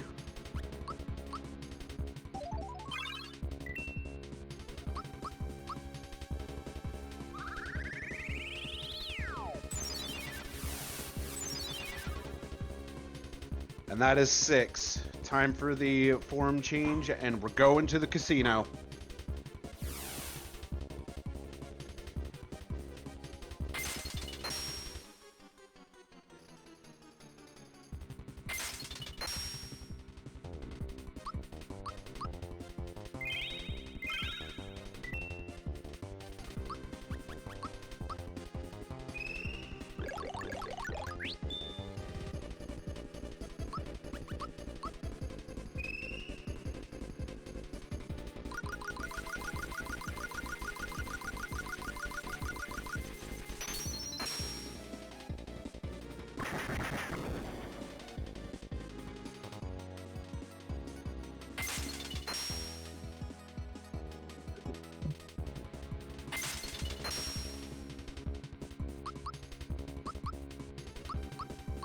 One. Yep, this is 1. Because the count restarts going into phase 3.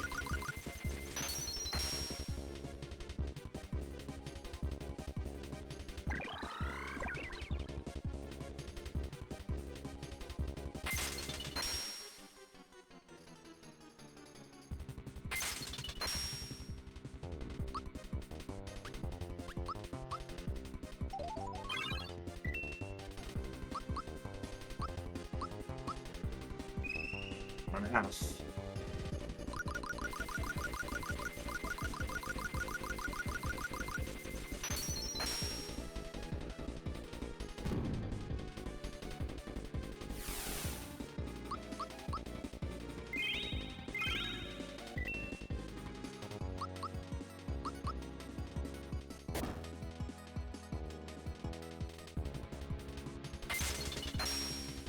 Another ice phase. Unfortunate.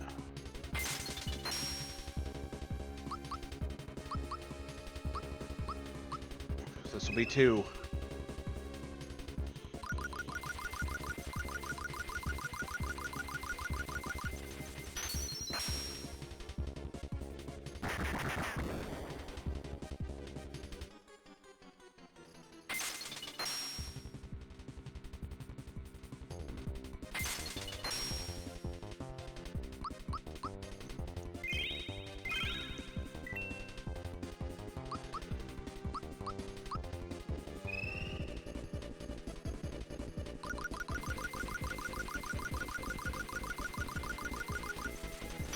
Two and a half.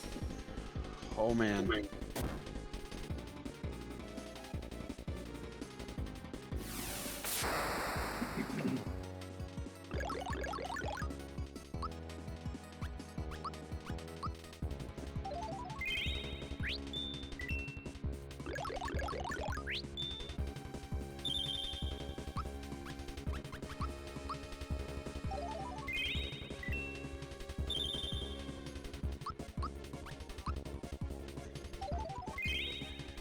And this is why we get the life shrooms in hard mode, because they do give auto life.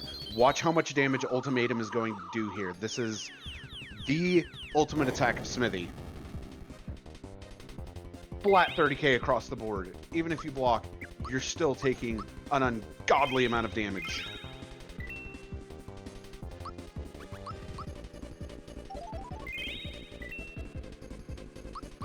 This is 3. This is 3. We are halfway through the lives.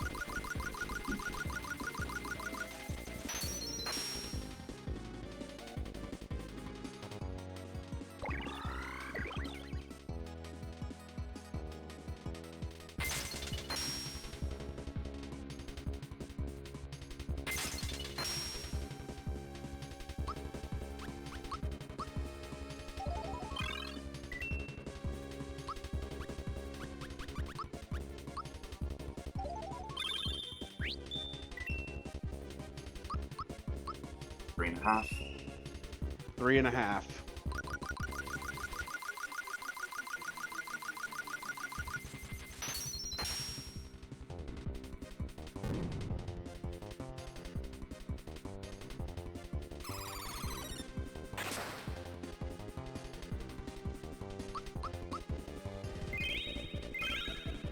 This is gonna be 4. That is terrifying. That is really terrifying. Peach can get put to sleep now, which will actually probably end the run.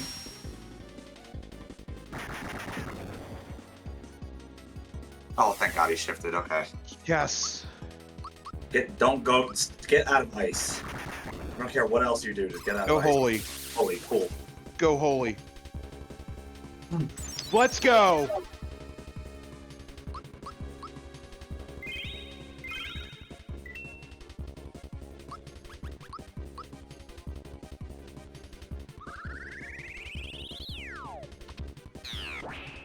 It's 5, right? Oh, no, it's not, because he wasn't boosted. I forgot about that. No, you'll need to boost him. Peach Beam is holy element. You can absolutely take the 5th life here, though. Yeah, I'm going to do that with a half-charge Geno Beam. It's fine.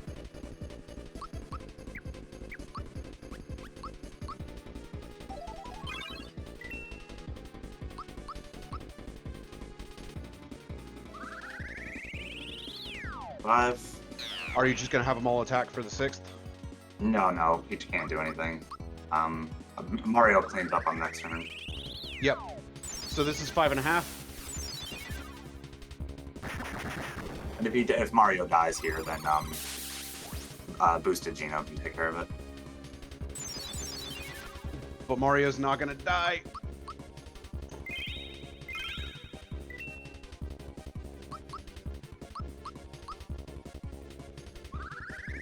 And this is 6. Alrighty, how'd we do? World record. Wait, what? World record. 3:34:30 was when the heal went out. Get the... Are you serious? I'm dead serious right now, dude. Let's go! You're getting a 3:35. No!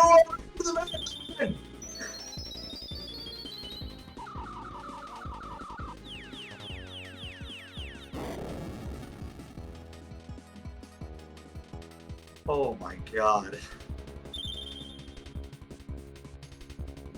Yeah, you got a new world record. Time comes up when the screen goes completely white. When Rosa disappears, to be clear. Yep, when Rosa disappears. Time in 3, 2, 1, now. 3:35:28 is the new world record. The previous world record by Necro was a 3:36:20. Oh. You PB'd by 52 seconds, dude. Wow.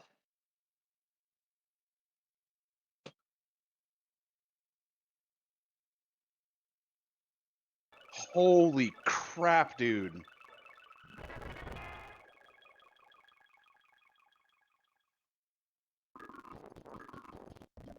You did it. Wow. You did it. Guys, thank you so much for tuning into this. This was insane. There was a time I genuinely didn't even think this run was marathon safe. You I did didn't it deathless. The second deathless run of hard mode. Oh my In goodness. a marathon at that, and world record. And you know what I did? I forgot to local record this because I'm an idiot. It doesn't matter. The VOD is saved. With witnesses. with a couple witnesses. Oh my goodness, that was intense. Mind you, I can't see the time. I don't have the time. I didn't have the time up or my splits up. So this was just this was pretty much in the dark the entire time. But wow. Dude, literally after Booster Tower, you were ahead the entire time. Literally. Well, shameless plug on me.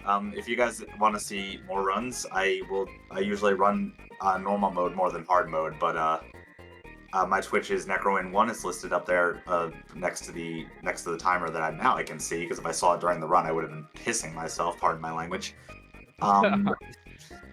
But yeah, that run was insane. I didn't make any like big mistakes. The RNG worked pretty well. I don't feel like there was any fights that could have gone like wonky or wrong or like off the mark at all. Double ice on Smithy, while it's the safer of the situation, was pretty slow. You kind of want to see Holy second, because he stays in that phase the absolute longest. So Barrier Shift 1 he stays in for 4 turns. I think Barrier Shift 2 he stays in for like 7 or 8 turns. Or 6 or 7 turns, I don't remember exactly how many. So that's the phase that you really want to start churning damage out. But getting Holy there at the end was clutch, because I probably would have missed record if I got like fire or ice again, because I would have had to do more orbs. Wow.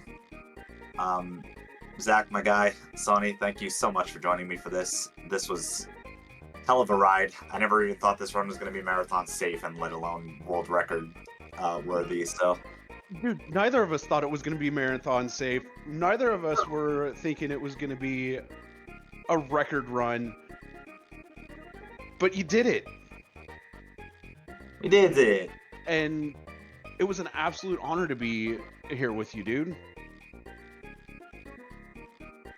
Wow. And thank you. I can't believe it. Guys, so you have a long time to make up for it. Did you want to do any bonus content, or just let the next run start early and fill for time? Sadly, I don't have a save file prepared for post-game content, plus post-game content on hard is brutal. Hey, I mean, you're fine. If you need a fill, Dark Moon, I can give a fill. I mean, the Aria of Sorrow that follows afterwards is an exhibition of a roguelike, so I can fill for as much time as we need. And you can Okay. come if you want. I don't know Aria of Sorrow at all. Aw, come on. But Plus- chat, FFR chat, genuinely, thank you for being here. Thanks for the support. Appreciate all the GGs. Appreciate all your GLs at the beginning of chat, and FFR for giving me this platform to perform this run. And if anybody really wants to learn, learn this category or learn normal mode, the category, our Discord is I think it was posted a little bit earlier. If you guys want to hop in and learn how to speedrun this game, not hard mode. Don't speedrun hard mode. This run. Do not speedrun hard mode at all. Yeah, this run is absolutely brutal. But like, if you want to learn how to speedrun normal, it is a really fun category. It is not as demanding, not as stressful, and I'll be happy to help anybody who joins in. And FFR again, thank you for the platform, and I appreciate it. Yeah, You're Necro welcome. and I are absolutely more than willing to help anybody that wants to learn the normal mode run. Necro helped me last year when I learned normal, and I mean, now I'm 9 minutes behind you instead of, where I was like 40 minutes behind you. Yeah, It's you've come a long way. this guy will teach you a lot. But yeah, that'll be it for me. That was exhausting. This run takes a lot out of you, and I literally just did a run like a couple days ago. So And got world record in that.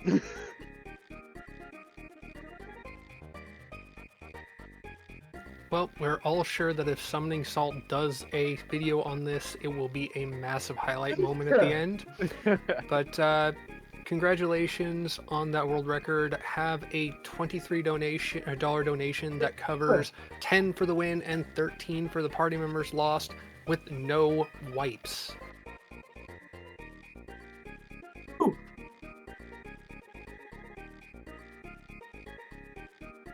that'll be me signing off. Whoever's running up next, I think it was Dark Moon. Best of luck to you, and I'll naturally be staying in tune. Have a great night, everyone. And I think that is also the end of me being around for the marathon, at least here on the mic and for runs until we do the bonus stuff. Yeah, Dark Moon and everybody that's put this marathon together, thank you so much for having us on. I I have no words for what just happened. The proper word is hype. Yeah,